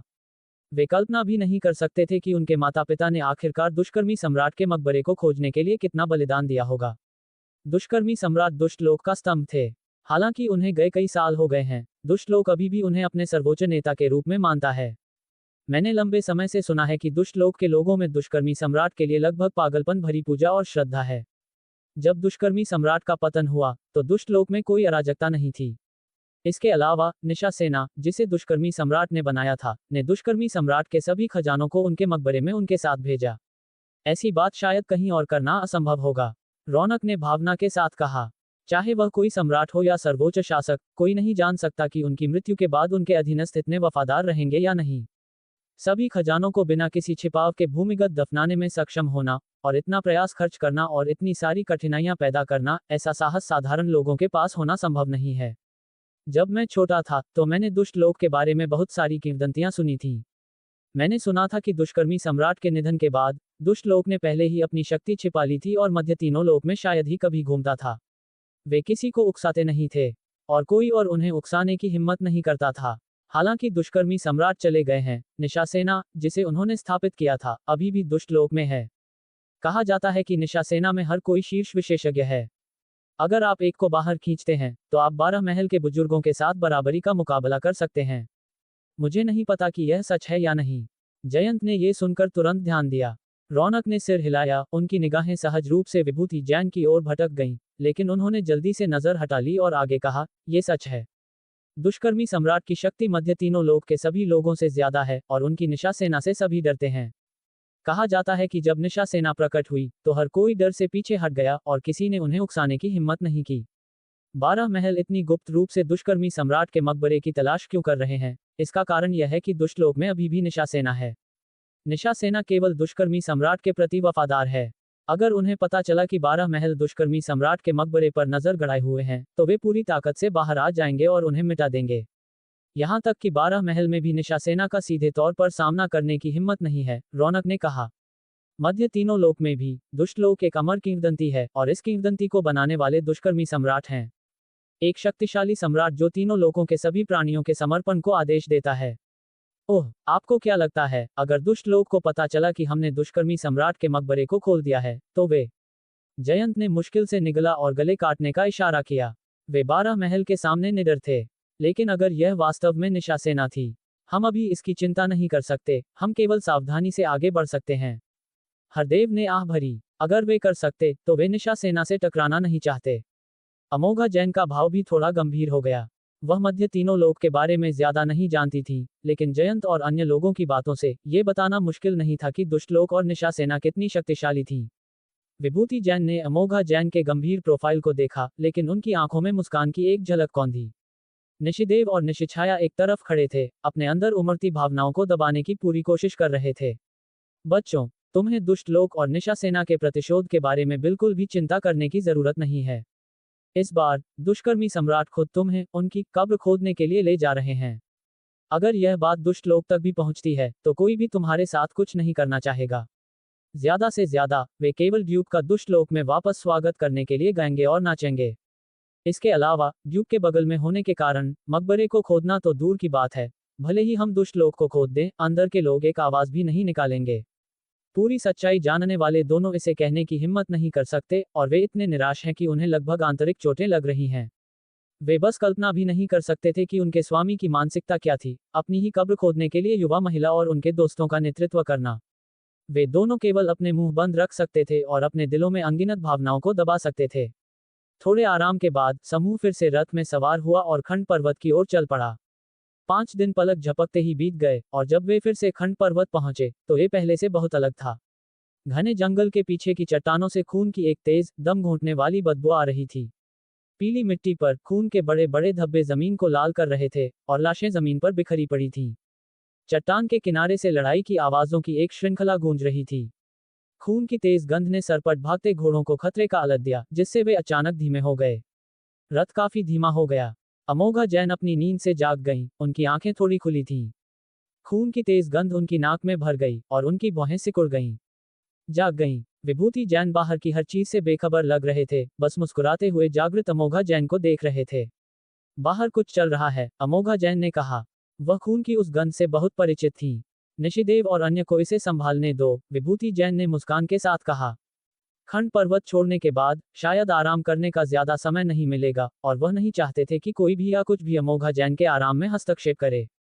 आदेश मिलते ही निशिदेव और निशिछाया तुरंत जांच करने गए और थोड़ी देर बाद वापस आ गए।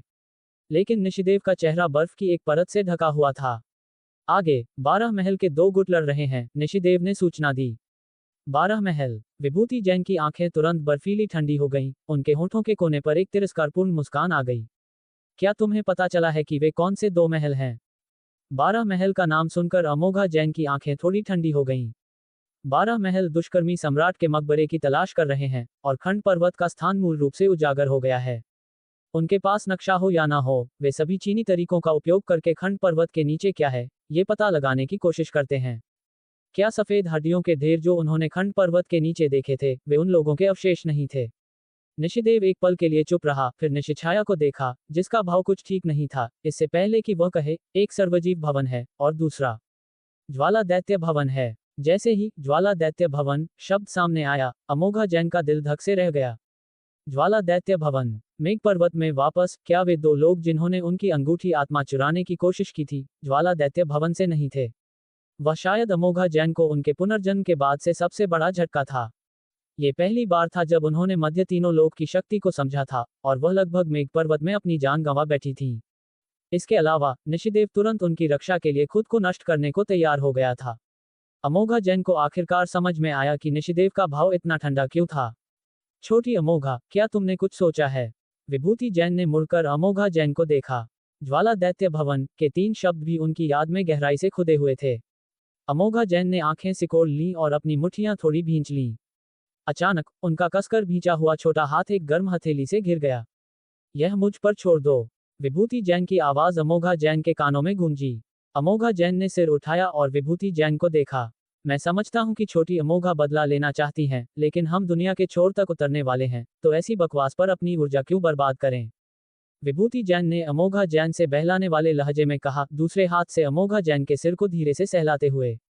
मैं ये खुद करना चाहती हूँ। अमोघा जैन ने अपनी आंखें सिकोड़ लीं। वह अभी भी मेघ पर्वत पर हुए अपमान को नहीं भूल पाई थी। अगर निशिदेव ने अंत में खुद को नष्ट करने का फैसला नहीं किया होता, तो उस दिन मेघ पर्वत पर मरने वाली वह होती। उस समय वह मध्य तीनों लोक के लोगों की आंखों में एक चींटी से ज्यादा कुछ नहीं थी, लेकिन अब चीजें बहुत अलग हैं। वह अपना पैसा वापस चाहती हैं। विभूति जैन ने सिर हिलाया। प्रिय, इस बार मुझे करने दो। अमोघा जैन ने संदेह के साथ विभूति जैन को देखा। ये पहली बार था जब उन्होंने उन्हें कार्रवाई न करने की सलाह दी थी। विभूति जैन ने अमोघा जैन के लंबे काले बालों को सिकुड़कर देखा और एक आकस्मिक लहजे में कहा, छोटी अमोघा के तरीके अभी भी बहुत कोमल हैं। मैं नहीं चाहता कि तुम्हें चोट पहुंचाने वाले लोग इतनी आसानी से मर जाएं। इसके अलावा मैं नहीं चाहता कि तुम ऐसे लोगों को अपने बनाए हुए विष को निगलने दो। ये बहुत बेकार होगा। भले ही यह विष हो, जब तक वह इसे खुद बनाती हैं, वह इसे खुशी खुशी निगल लेंगे। वह ज्वाला दैत्य भवन की चींटियों को इससे लाभ क्यों होने देंगे। अमोघा जैन थोड़ी चौंक गईं। यह इतिहास में पहला व्यक्ति था जिसने उन्हें अपने तरीकों में कोमल कहा था। विभूति जैन के अनुरोध को मना न कर पाने के कारण अमोघा जैन केवल सहमति में सिर हिला सकी। विभूति जैन द्वारा उनके माथे को चूमने के बाद उनकी आकृति अचानक मौके से गायब हो गई और निशिदेव और निशिछाया भी बिजली की दो लकीरों में बदल गए और तेजी से दूर चले गए। रथ से उतरने के बाद जयंत और अन्य लोगों ने निशिदेव और विभूति जैन की बातचीत सुनी। जयंत और हरदेव के भाव तुरंत बेहद बदसूरत हो गए। मेघ पर्वत पर जो हुआ वह सहने के लिए बहुत चौंकाने वाला था। क्या चल रहा है? फनेंद्र छोटे शून्य को रथ से नीचे ले गए। जैसे ही छोटा शून्य जमीन पर उतरा, उसने देखा कि विभूति जैन अमोघा जैन के पास नहीं थे। वह तुरंत अपने छोटे पैरों से अमोघा जैन के पास भागा, अमोघा जैन की कमर को गले लगाया और धीरे से पुकारा, बड़े भाई। फनेंद्र के अलावा बाकी सभी काफी उदास दिख रहे थे और फनेंद्र ने तेजी से कुछ गड़बड़ी महसूस की। खंड पर्वत पर 12 महल के लोग हैं, फयान ने दांत पीसते हुए कहा। दुनिया कितनी छोटी है। मुझे आश्चर्य है कि क्या मेघ पर्वत के वे दोनों कमीने भी यहाँ हैं। अगर वे हैं, तो मैं निश्चित रूप से अपना बदला लूंगा। जयंत की मुट्ठियां इतनी कसकर भींची हुई थीं कि वे चटक गईं। हालांकि वे बच गए, उनकी जान निशिदेव के जीवन के साथ खरीदी गई थी। हालांकि निशिदेव किसी तरह वापस जिंदा हो गया। एक आदमी के लिए किसी और के पीछे छिपना और बदनामी का जीवन जीना एक अपमान है जिसे कोई बर्दाश्त नहीं कर सकता। ठीक से क्या हुआ? फनेंद्र पूरी तरह से भ्रमित था। फयान और रौनक को पूरी तरह से पता था कि अमोघा जैन, जयंत और हरदेव ने मेघ पर्वत पर क्या सामना किया था, लेकिन फनेंद्र इससे अनजान था। अब जब वे फिर से ज्वाला दैत्य भवन के लोगों से मिले, तो रौनक ने फनेंद्र को बताया कि क्या हुआ था। फनेंद्र के चेहरे पर तुरंत गुस्सा आ गया। 12 महल वास्तव में ज्यादा से ज्यादा अपमानजनक होते जा रहे हैं। 9 महलों और 12 महलों के बीच का संबंध नाजुक है। सभी 4 पक्ष खुद को बचाने की कोशिश कर रहे हैं। जबकि दुष्ट लोग तीनों लोगों के मामलों में हस्तक्षेप नहीं करता है, 12 महल सबसे ज्यादा सक्रिय हैं। क्या वे नहीं सोचते कि वे इसका फायदा उठाकर सब कुछ नियंत्रित कर सकते हैं?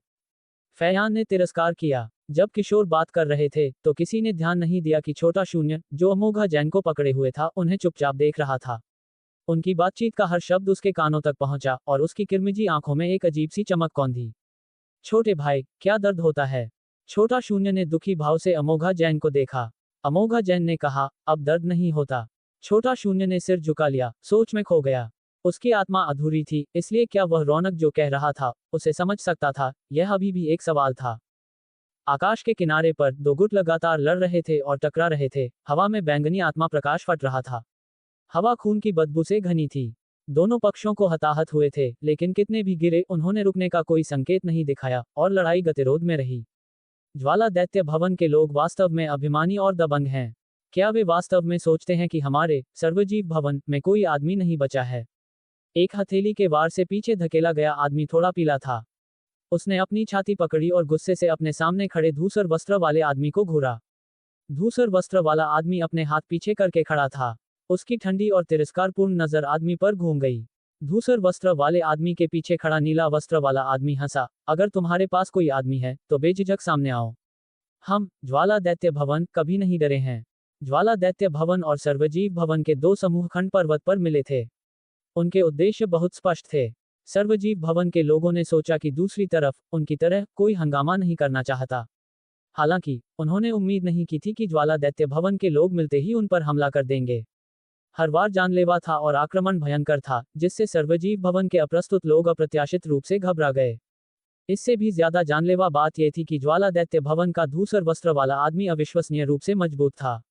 दोनों गुट संख्या और शक्ति में लगभग बराबर थे, लेकिन ज्वाला दैत्य भवन में असाधारण शक्ति वाला एक अतिरिक्त धूसर वस्त्र वाला आदमी था जिसने अकेले ही सर्वजीव भवन के कई लोगों को मिटा दिया, जिससे सर्वजीव भवन के लोग धीरे धीरे निष्क्रिय स्थिति में आ गए। जैसे जैसे उसके आसपास लोगों की संख्या कम होती गई, सर्वजीव भवन का नेता तेजी से चिंतित होता गया।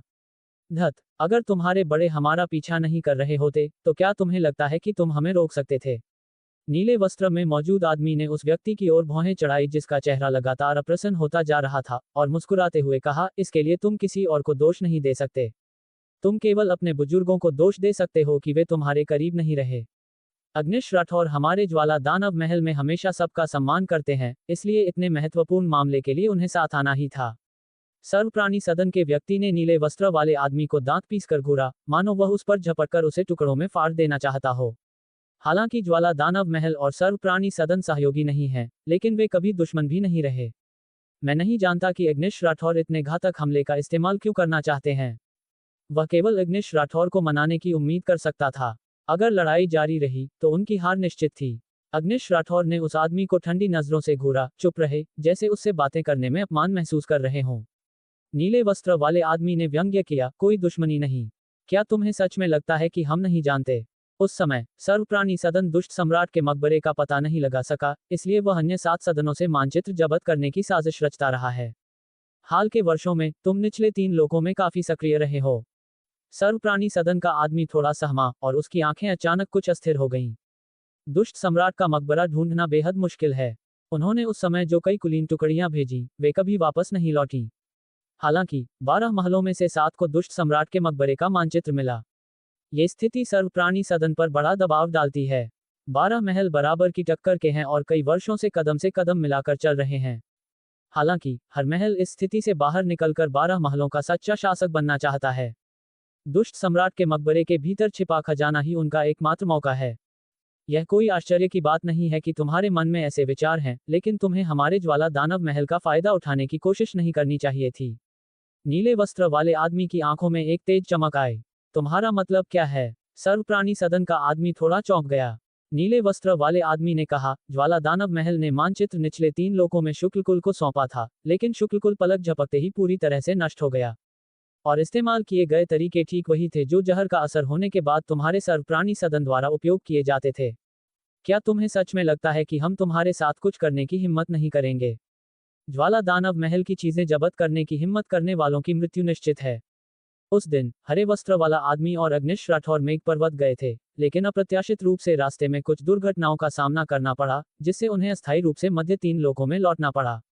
हालांकि जब वे मेघ पर्वत लौटे तो उन्होंने पाया कि शुक्लकुल, जिसे उन्होंने एक झंडे के रूप में इस्तेमाल किया था, बहुत ही कम समय में गायब हो गया था, और शुक्लकुल के सभी शिष्य विषाक्त थे। ज्वाला दानव महल ने शुक्लकुल को इसलिए पसंद किया था क्योंकि निचले 3 लोकों में शुक्लकुल की शक्ति स्थिर और अटूट थी। हालांकि शुक्लकुल नष्ट हो गया और शुक्लकुल के भीतर रखा गया मानचित्र बिना किसी निशान के गायब हो गया। मेरा सवाल है, निचले 3 लोकों में शीर्ष चिकित्सा कुल होने के नाते निचले 3 लोकों में कौन उन्हें पूरी तरह से मिटा सकता था? 12 महलों के बाहर एक बार सर्वप्राणी सदन, जो अपने जहर के लिए जाना जाता था, को तो बिल्कुल भी विचार में नहीं लेना था। शुक्लकुल का विनाश निचले 3 लोकों के लोगों द्वारा किया जा सकने वाला कार्य नहीं था, इसलिए ज्वाला दानव महल ने सीधे सर्वप्राणी सदन को निशाना बनाया। अब जब वे उनसे मिले हैं, तो वे सर्वप्राणी सदन के लोगों को कैसे बचकर निकलने दे सकते हैं? सर्वप्राणी सदन का आदमी अविश्वास से आंखें फाड़कर देखता रहा, उसे इस बारे में बिल्कुल ज्ञान नहीं था। अगर सर्वप्राणी सदन के पास वास्तव में मानचित्र होता तो उन्हें कैसे पता नहीं चलता? ये स्पष्ट रूप से एक गलतफहमी थी। हालांकि जैसे ही वह समझाने वाला था, एक लंबा पतला आकृति अचानक लोगों के दोनों समूहों के बीच प्रकट हुई। असल में ये पता लगाना कि वह कौन है, पूरी तरह से बिना किसी सुराग के नहीं है, समीप ने अचानक कहा। तुम्हारा मतलब मयंक त्रिवेदी से है? रौनक ने भौहें हल्की सी ऊपर उठाईं। समीप ने सिर हिलाया। मयंक त्रिवेदी ने कहा कि किसी ने उन्हें खंडित कगार जाने के लिए भुगतान किया था, और छोटा लिन ने पुष्टि की है कि दुष्ट सम्राट का मकबरा वास्तव में खंडित कगार के नीचे है। तो जिसने मयंक त्रिवेदी और अन्य लोगों को वहां भेजा, वह 12 महलों से संपर्क करने वाला कोई व्यक्ति होना चाहिए, और उसके पास एक और मानचित्र होना चाहिए।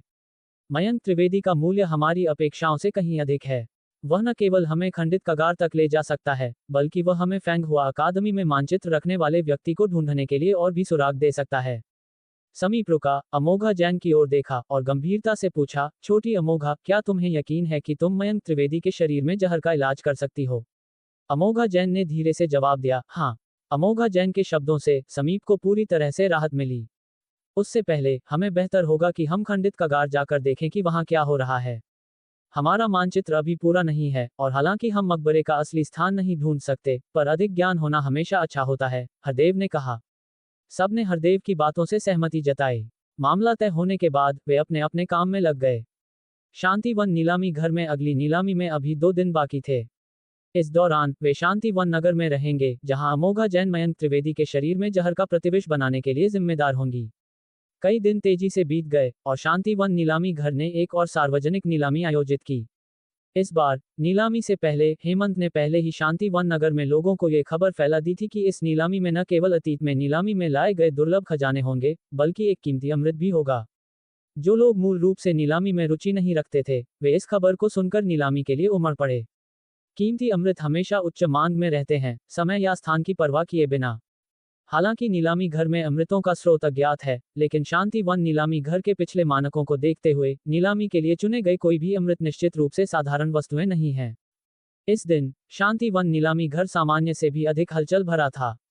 नीलामी शुरू होने से पहले ही पहली मंजिल का हॉल मेहमानों से खचाखच भरा तारांकन था, और दूसरी मंजिल के सभी निजी कमरे आरक्षित हो चुके थे।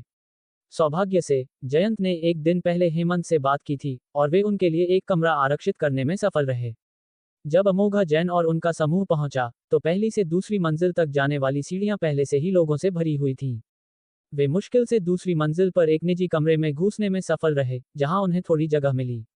हे भगवान, क्या ये पागलपन है? आज तो बस बहुत अधिक लोग हैं। जयंत एक जोड़ी जूते पकड़े हुए था। ऊपर आते समय उसका एक जूता उमड़ती भीड़ ने कुचल दिया था, लेकिन भाग्यवश उसने जल्दी से प्रतिक्रिया की और अपनी नई खरीदी हुई जोड़ी को उठा लिया। निजी कमरे का प्रभारी सेवक मुस्कुराते हुए चाय परोसने लगा। ये जानकर कि अमोघा जैन और उनके साथी हेमंत के सम्मानित मेहमान हैं, उसका रवैया और भी अधिक ध्यानपूर्ण हो गया। युवा स्वामी, आपको शायद पता न हो, लेकिन आज के नीलामी घर में हमेशा से कहीं अधिक समृद्ध चयन है। नए आए आध्यात्मिक पत्थरों के बोल्ट का तो जिक्र ही क्या, केवल गोलियों की चकाचौंध भरी श्रृंखला ही हमारे नगर के अधिकांश लोगों को आकर्षित करने के लिए पर्याप्त है। ये तो अभी शुरुआत भी नहीं है, भीड़ तो अभी अपनी चरम पर भी नहीं पहुंची है।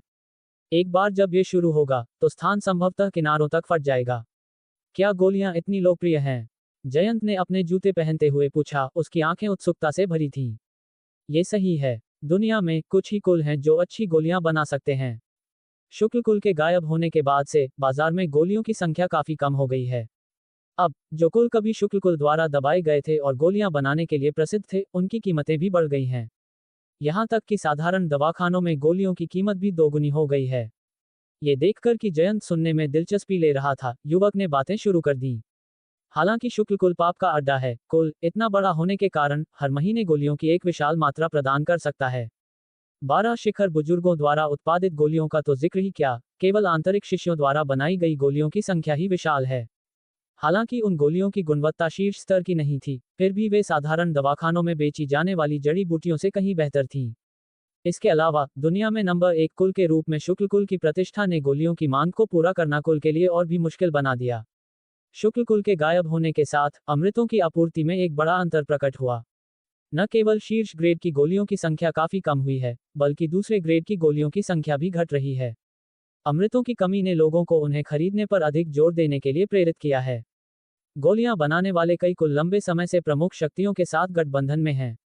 वे जो गोलियां बनाते हैं, उन्हें गठबंधन में शामिल शक्तियों को प्राथमिकता दी जाती है, और केवल अधिशेष या कम गुणवत्ता वाली गोलियां ही बेची जाती हैं।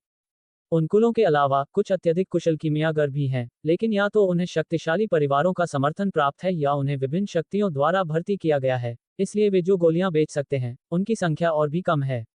असाधारण कीमिया कौशल वाला कोई भी व्यक्ति खोजे जाते ही विभिन्न गुटों द्वारा जल्दी से भर्ती कर लिया जाता है।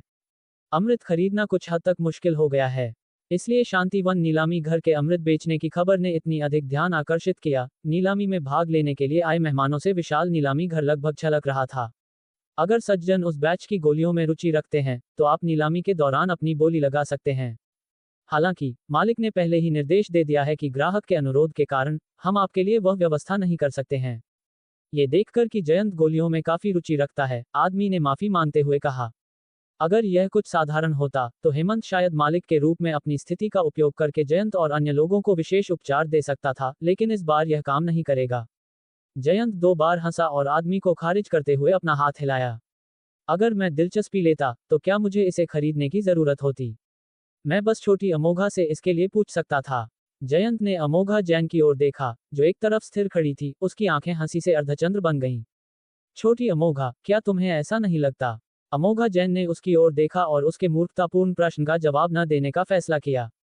अमोघा जैन की ठंडी नजरों से पूरी तरह प्रभावित, जयंत हरदेव के पास गया और पूछा, हरदेव भाई, छोटी अमोघा इस बार नीलामी में कितनी गोलियां लाई है? हरदेव ने कहा, 7 बोतलें। 7 बोतलें? भले ही हर बोतल 100,000 रुपये में बिके, फिर भी वह 700,000 रुपये हैं। जयंत ने मुश्किल से निगला, फैंग हुआ अकादमी के सामने धोखाधड़ी वाले कार्य के आधार पर पूरी तरह से मूल्य का आकलन किया। इस बार की गोलियां पिछली वाली से अलग हैं। अमोघा जैन ने शांति से जयंत पर ठंडा पानी डाला।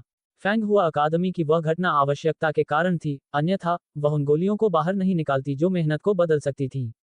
ओह, यह शायद एक छोटी राशि नहीं होगी। 7 बोतलें 100,000 रुपये में, है ना? जयंत ने अपना सिर खुजाया। अमोघा जैन ने उसकी ओर देखा। तुम्हें किसने कहा कि मैं उन्हें बोतल के हिसाब से बेचने जा रही हूँ? क्या? जयंत हक्का बक्का रह गया।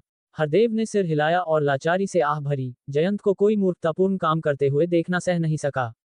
इस बार छोटी अमोघा ने मुझे जो 7 बोतलें गोलियों की दी हैं, हर बोतल में 5 गोलियां हैं और मैंने पहले ही हेमंत के साथ एक समझौता कर लिया है कि हर बोतल में गोलियों को अलग अलग गोलियों की संख्या के अनुसार नीलाम किया जाएगा। जयंत ने बेसुधी में सिर हिलाया और बहुत देर तक सोचने के बाद वह मुश्किल से एक वाक्य बोल सका। क्या मैं बहुत पैसा कमा सकता हूँ? हरदेव ने जयंत को तिरस्कार से देखा और इस बुद्धिहीन मूर्ख के साथ और अधिक समय बर्बाद न करने का फैसला किया। जयंत, अजीब महसूस करते हुए, अपनी नाक की नोक को छुआ और चुपचाप बैठकर अपने लिए कुछ पानी डालने लगा। शांतिवन नीलामी घर में और अधिक लोग आते गए, इतना कि दरवाजे अब बंद नहीं हो सकते थे, फिर भी लोग अभी भी अंदर घुसने की कोशिश कर रहे थे। यह अभूतपूर्व तमाशा वास्तव में अमोघा जैन को आश्चर्यचकित कर गया, जो दूसरी मंजिल पर एक निजी कमरे में बैठी थी। उसे पता नहीं था कि गोलियां इतनी लोकप्रिय होंगी। पहले फैंग हुआ अकादमी के गेट पर, हालांकि असर भी मजबूत था, उस समय उसने जो गोलियां निकाली थी वे स्वर्ग विरोधी गोलियां थी जो दुनिया में पहले कभी नहीं देखी गई थी।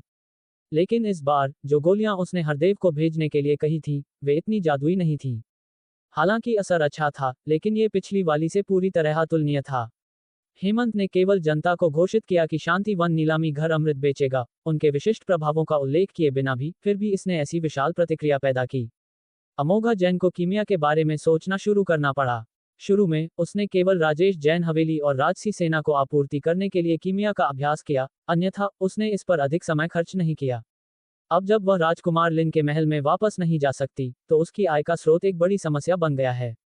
उसे इसकी बिल्कुल उम्मीद नहीं थी। जयंत और उसके दोस्त, जो अपने जीवन के पहले आधे हिस्से में गरीब रहे थे, आगे चलकर धनवान बन गए। अगर गोलियां वास्तव में इतनी लोकप्रिय हैं, तो क्या इसका मतलब है कि वह साइड में पैसा कमा सकती है? अमोघा जैन ने कोई भी योजना बनाने से पहले स्थिति का निरीक्षण करने का फैसला किया। लंबे इंतजार के बाद नीलामी आखिरकार शुरू हुई और पूरा स्थल खचाखच भरा हुआ था। कई लोग जिन्हें सीटें नहीं मिल पाईं, वे गलियारों में दीवारों के किनारे भी खड़े थे। इससे हेमंत, जो पर्दे के पीछे खड़ा था, कानों तक मुस्कुराने लगा। हालांकि शांतिवन नीलामी घर हमेशा लोकप्रिय रहा है, लेकिन इसने कभी कोई गोलियां नीलाम नहीं की हैं। आखिरकार, आसपास कोई कुल नहीं है जो कीमिया में अच्छे हों। फैंग हुआ अकादमी के शिष्यों के कारण समृद्ध हुए इस छोटे से नगर में आने वाले अधिकांश लोग फैंग हुआ अकादमी के शिष्यों के लिए हैं। आज स्थल फैंग हुआ अकादमी की वर्दी पहने कई युवाओं से भरा हुआ था। वे लगभग सभी समूहों में आए थे और सुबह से ही स्थल में इंतजार कर रहे थे। उनके उत्साही चेहरे इस नीलामी के लिए उनकी उत्सुकता दिखा रहे थे। हेमंत कुछ उत्साहित था, यहाँ तक कि उसने भी उम्मीद नहीं की थी कि गोलियां शांतिवन नीलामी घर के लिए इतने अधिक ग्राहकों को आकर्षित करेंगी। ये शांतिवन नीलामी घर में अब तक देखी गई लोगों की सबसे बड़ी संख्या है। मालिक, क्या हम शुरू कर सकते हैं? नीलामी के प्रभारी आदमी ने हेमंत से अपनी अंतिम अनुमति मांगी, जबकि यह सुनिश्चित करने के लिए अपने कपड़ों को सीधा कर रहा था कि सब कुछ ठीक है। हेमंत ने पलटकर आदमी के कंधे पर थपथपाया और कहा, इस बार ये हमारे शांति वन नीलामी घर की प्रतिष्ठा से संबंधित है। अगर हम उन गोलियों का उपयोग करके अपने शांति वन नीलामी घर को एक उच्च स्तर तक उठा सकते हैं तो यह आदर्श होगा। तुम्हें आज अच्छा प्रदर्शन करना याद रखना होगा। पहली रिलीज, ये सभी लोग आज उन गोलियों के लिए यहाँ हैं। अगर हम उन्हें संतुष्ट करते हैं तो जब प्रेषक आएगा मैं उससे लंबी अवधि तक गोलियों की आपूर्ति के बारे में एक अच्छी बातचीत करूंगा। अगर सब कुछ पूरी तरह से चलता है तो हमारा शांति वन नीलामी घर अब शांति वन के छोटे नगर तक सीमित नहीं रहेगा।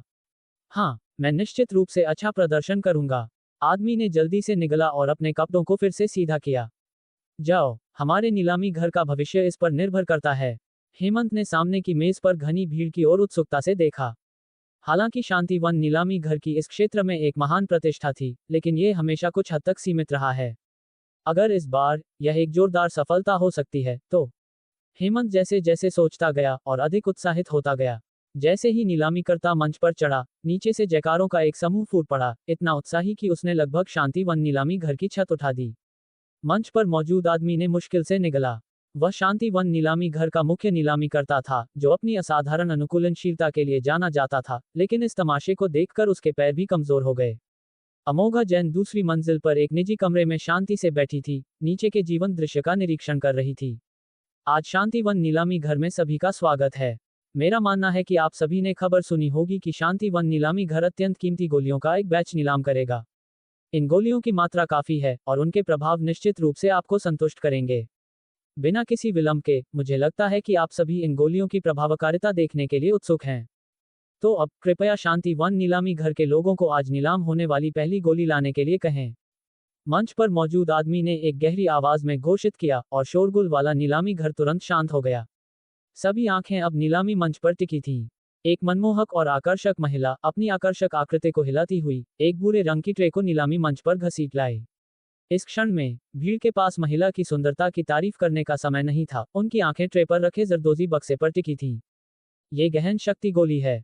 सेवन के बाद यह उपयोगकर्ता की आध्यात्मिक शक्ति को अस्थायी रूप से बढ़ा सकती है, उनके मूल स्तर को तोड़कर। प्रभाव एक दिन तक रहता है। इस एक दिन के भीतर उपयोगकर्ता आध्यात्मिक शक्ति के एक ऐसे स्तर का अनुभव करेगा जो पहले कभी नहीं पहुंचा है, जिससे वे उन शक्तिशाली विरोधियों से निपटने में सक्षम होंगे जिन्हें वे सामान्य रूप से संभाल नहीं सकते थे।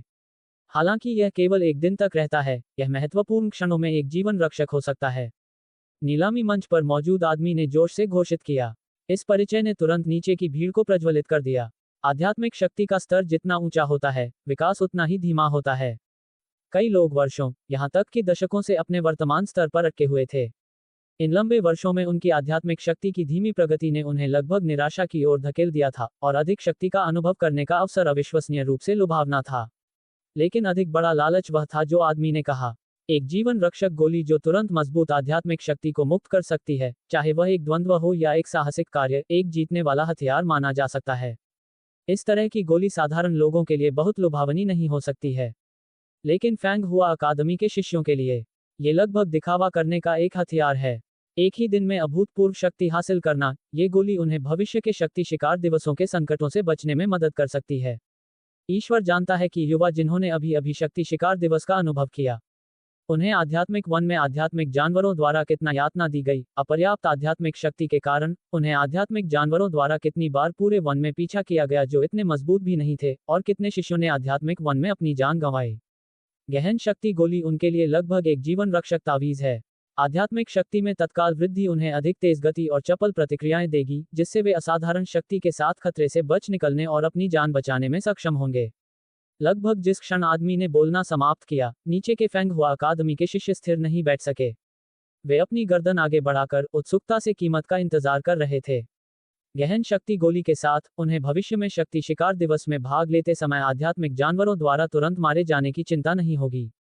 वे महत्वपूर्ण क्षणों में दूसरों की तुलना में अधिक शक्ति भी हासिल कर सकते हैं, जिससे वे उन आध्यात्मिक जानवरों को चुनौती देने में सक्षम होंगे जिनसे वे सामान्य रूप से सामना करने की हिम्मत नहीं करते, भले ही केवल एक दिन के लिए। शायद उच्च गुणवत्ता वाले आध्यात्मिक पत्थर शक्ति शिकार दिवस में उच्च स्कोर देंगे, जिससे उन्हें अपने भविष्य के अकादमी जीवन में बेहतर संसाधन मिलेंगे। इस बार गहन शक्ति गोली के 5 गोली नीलामी के लिए हैं। प्रत्येक की शुरुआती कीमत 50,000 रुपये है। अब पहले गोली से शुरू करते हैं। नीचे के उत्साही माहौल को देखते हुए मंच पर मौजूद आदमी ने चुपचाप राहत की सांस ली, हेमंत के निर्देशों को याद किया और तुरंत प्रेरित महसूस किया। छी छी, 50,000 रुपये। अगर वे सभी बिकते हैं तो ये कम से कम 250,000 रुपये होगा। जयंत ने मुश्किल से निगला। समीप ने उसकी ओर देखा और कहा, 250,000 रुपये। तुम वास्तव में बहुत भोले हो। जयंत पलक झपकी और इससे पहले कि वह बोल पाता, नीचे की भीड़ जयकारों में फूट पड़ी। 60,000, 70,000, 1 लाख, एक के बाद एक किशोरों का एक समूह बाहर निकल आया। सभी फैंग हुआ अकादमी की वर्दी पहने हुए थे। फैंग हुआ अकादमी के लिए, जो अपने अत्यधिक खर्च के लिए जानी जाती थी, उन वर्दी को पहनने का मतलब अपार धन था। हजारों या यहाँ तक कि लाखों रुपए उनके लिए कुछ भी नहीं थे। अपनी जान बचाने की तुलना में ये राशि नगण्य थी। पलक झपकते ही पहली गहन शक्ति गोली की कीमत पहले ही एक चौंकाने वाले 1,20,000 रुपये तक पहुंच गई थी। जयंत की आंखें लगभग बाहर निकल आईं। ये किशोर बहुत अधिक निर्दयी थे। वे एक बार में 10,000 की बोलियां जोड़ रहे थे, एक हिस्सा भी नहीं। जल्द ही पहली गहन शक्ति गोली फैंग हुआ अकादमी के एक शिष्य को 1,30,000 रुपये में बेची गई। पैसे की विशाल राशि से अभिभूत वह आत्मसंतुष्टि से उठा और अपनी अकादमी के अन्य शिष्यों को झुका। उसके ताने अविश्वसनीय रूप से अभ्यास किए गए थे। वे सभी एक ही अकादमी से थे, कोई भी किसी और से कमतर नहीं रहना चाहता था। हालांकि उनमें प्रतिस्पर्धा करने के लिए कच्ची प्रतिभा की कमी थी, लेकिन वे निश्चित रूप से पैसा खर्च करने से नहीं डरते थे। पहले युवक के गहन शक्ति गोली जीतने के बाद उपहास की एक बौछार खींचते हुए बाद की बोली तेज हो गई। दूसरी गोली से आगे हर गहन शक्ति गोली की कीमत कभी भी 150,000 रुपये से कम नहीं हुई, एक चौंकाने वाला आंकड़ा जिसने तुरंत अन्य गुटों को बोली लगाने से रोक दिया। हालांकि गहन शक्ति गोली वास्तव में प्रभावी थी, यह एक एकल उपयोग वस्तु थी। केवल फैंग हुआ अकादमी के मूर्ख और अमीर युवा मालिक ही इस पर हजारों रुपए खर्च करने को तैयार होंगे। जल्द ही 5 गहन शक्ति गोलियां पूरी तरह से बिक गईं। सभी विजेता बोलीदाता फैंग हुआ अकादमी के छात्र थे। इस बार शांतिवन नगर के लोगों ने वास्तव में एक बार फिर फैंग हुआ अकादमी के शिष्यों की अतिव्ययता देखी। इस बीच दूसरी मंजिल पर निजी कमरे में जयंत केवल गहन शक्ति गोलियों से हुई आय की गणना करके पहले से ही खुशी से झूम रहा था। छोटी अमोघा, इस तरह की गोली बनाने में तुम्हें कितना समय लगता है? जयंत ने अपनी आंखों में चमक के साथ अमोघा जैन की ओर देखते हुए पूछा। अमोघा जैन ने अनुमान लगाया, 1 दिन। जयंत एक पल के लिए स्तब्ध रह गया, फिर हंसा, हाँ, तुम 1 दिन में एक गोली बना सकती हो।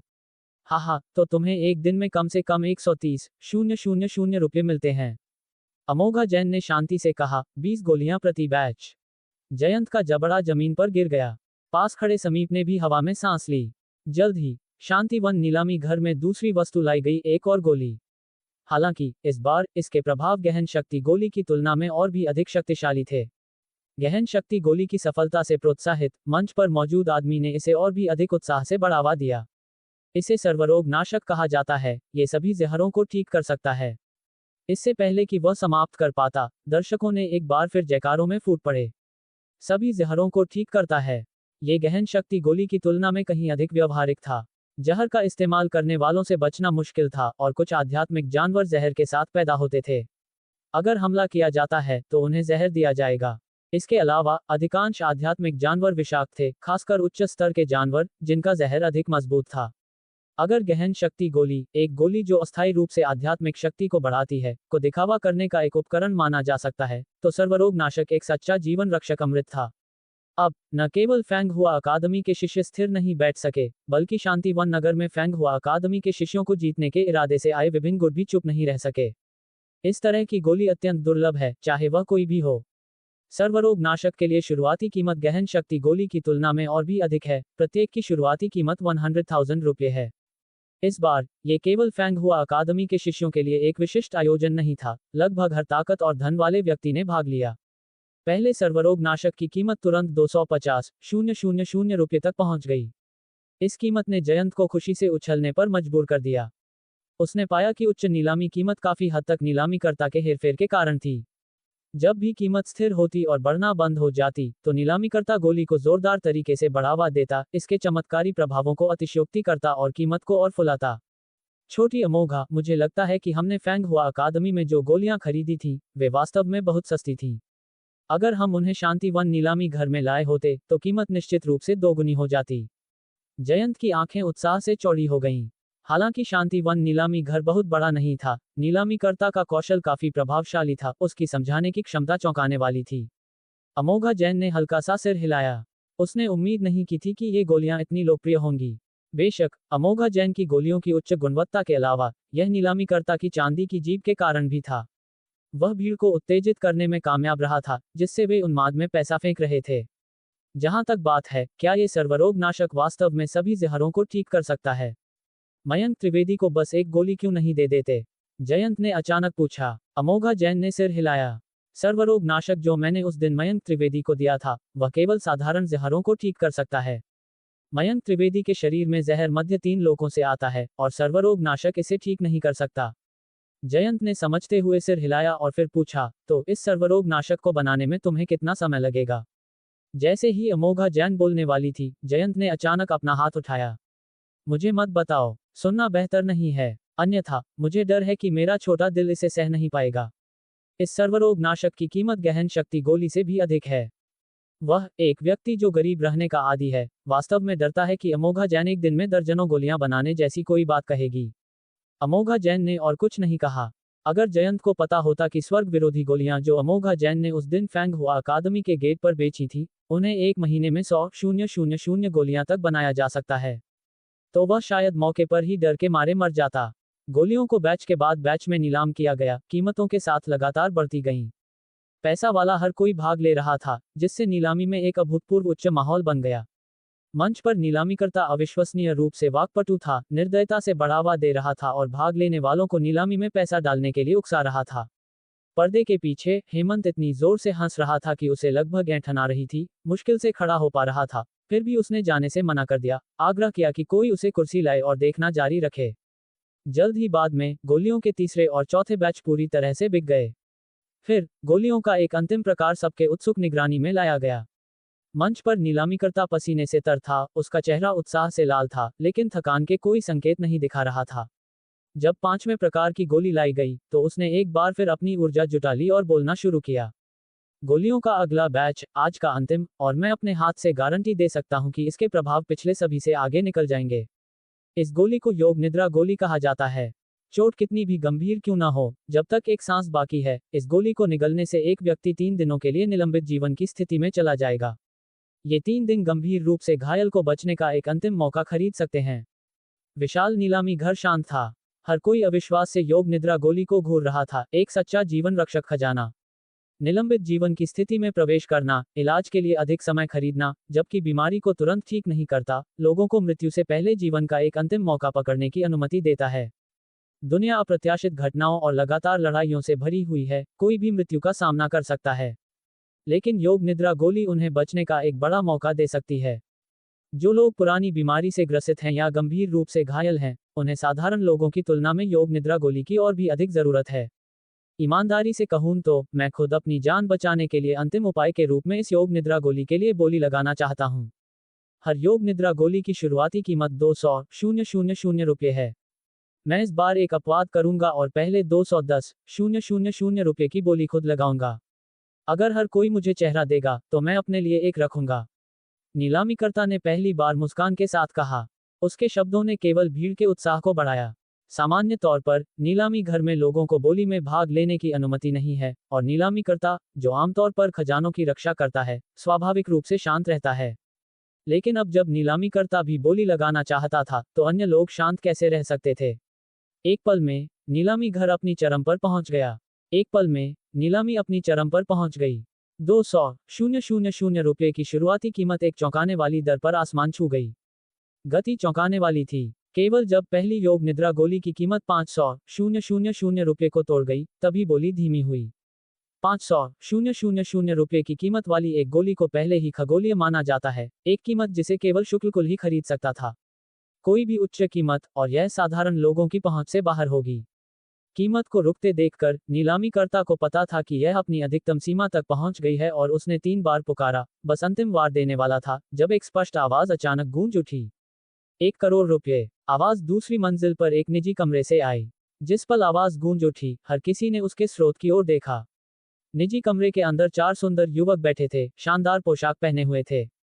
जिसने बात की थी, वह सबसे छोटा था, जो केवल 15 या 16 साल का लग रहा था। एक अत्यंत सुंदर युवक जो एक सुरुचिपूर्ण व्यवहार के साथ था, जो सम्मान की मांग करता था। उसकी तारों भरी आंखों ने पहली मंजिल पर भीड़ पर आकस्मिक रूप से झांका। उसकी तिरस्कारपूर्ण नजर ने वहां मौजूद लोगों की रीढ़ में ठंडक भेज दी, सहज रूप से उन्हें पीछे हटने के लिए प्रेरित किया। नीलामी मंच पर नीलामीकर्ता पूरी तरह से हक्का बक्का रह गया। शांतिवन नीलामी घर में अपने लगभग 10 वर्षों में उसने कभी इतनी खगोलीय कीमत नहीं देखी थी। एक योग निद्रा गोली, 1 करोड़ रुपये। उसके हाथ में हथौड़ी कांप गई। कोई और बोली लगा रहा है। सुंदर युवक ने नीचे भीड़ पर आकस्मिक रूप से झांका, उसके होंठों पर एक हल्की मुस्कान खेल रही थी।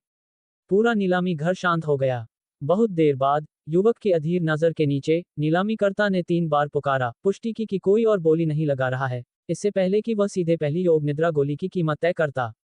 जिस पल हथौड़ी गिरी, पूरे नीलामी घर का माहौल अजीब तरह से तनावपूर्ण हो गया। जो लोग पहली योग निद्रा गोली से चूक गए थे, उन्होंने दांत पीसे, निजी कमरे में युवक को घूरने लगे, उनका दिल नाराजगी से भरा हुआ था। क्या ये युवक पागल था, वास्तव में इतनी ऊंची कीमत पर बोली लगा रहा था? वह वास्तव में मूर्ख था और उसके पास बहुत अधिक पैसा था। आखिरकार, अभी भी 4 और बाकी थे और उन्हें कोई जल्दी नहीं थी। हालांकि, उनकी आशाएं जल्दी से टूट गईं।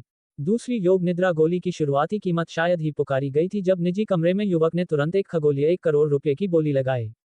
लगातार 4 योग निद्रा गोलियों के लिए, उसने हर बार एक चौंकाने वाले 1 करोड़ रुपये की बोली लगाई, जिससे नीचे के लोग सांस रोके रह गए।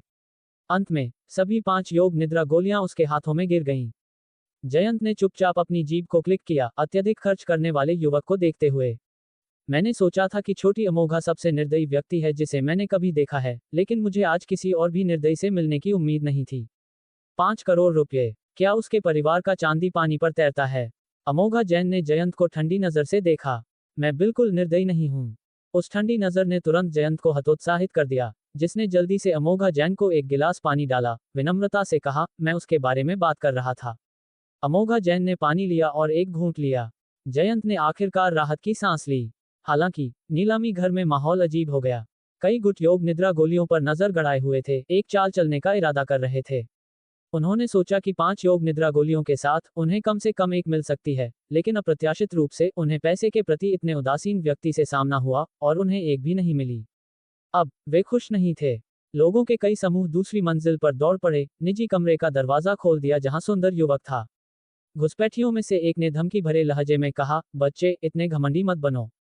क्या तुम एक योग निद्रा गोली निगल भी सकते हो? युवक ने भौहें उठाई उस समूह पर जो अंदर दौड़ पड़ा था, उसके होठों पर एक तिरस्कारपूर्ण व्यंग्य खेल रहा था। हालांकि, अन्य 3 आदमी कमरे में चुपचाप बैठे रहे, चाय पीते रहे, उनकी नजरें घुसपैठियों पर टिकी रहीं। मैं इसे खरीद सकता हूं, और मैं बोली लगाने को तैयार हूं। तुम मेरे लिए क्या हो?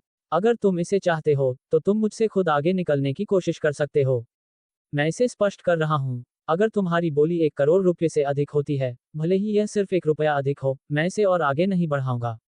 युवक ने अपने हाथ क्रॉस किए, समूह पर एक भौं उठाई। क्या तुम अधिक पैसा नहीं खरीद सकते?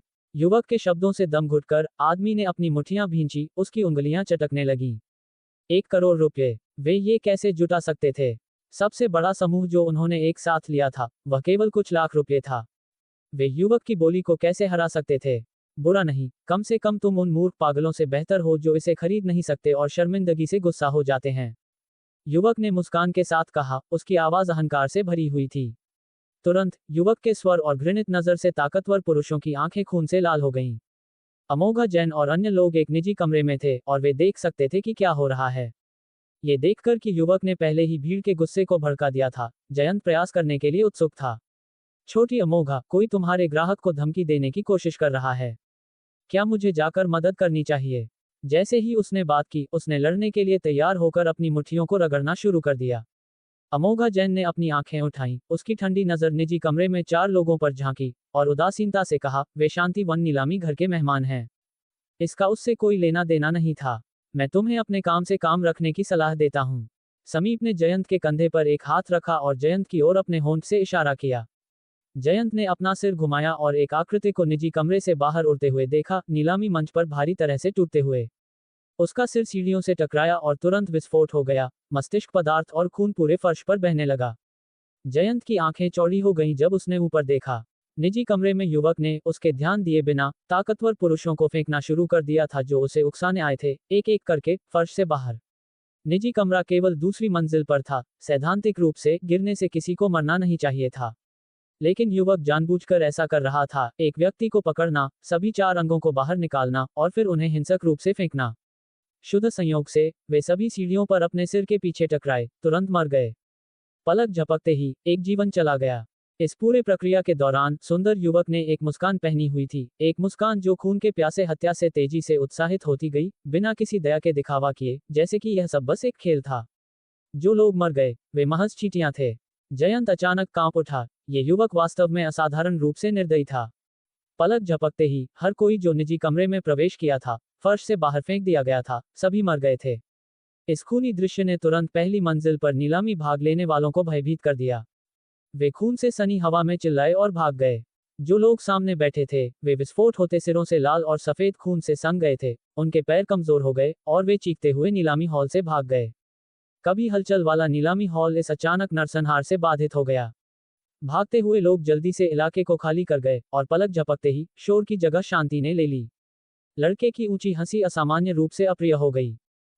धन्यवाद दोस्तों। अगर कहानी अच्छी लगी हो तो लाइक करें और नई कहानियों के लिए VS नॉवल वर्ल्ड को सब्सक्राइब ज़रूर करें।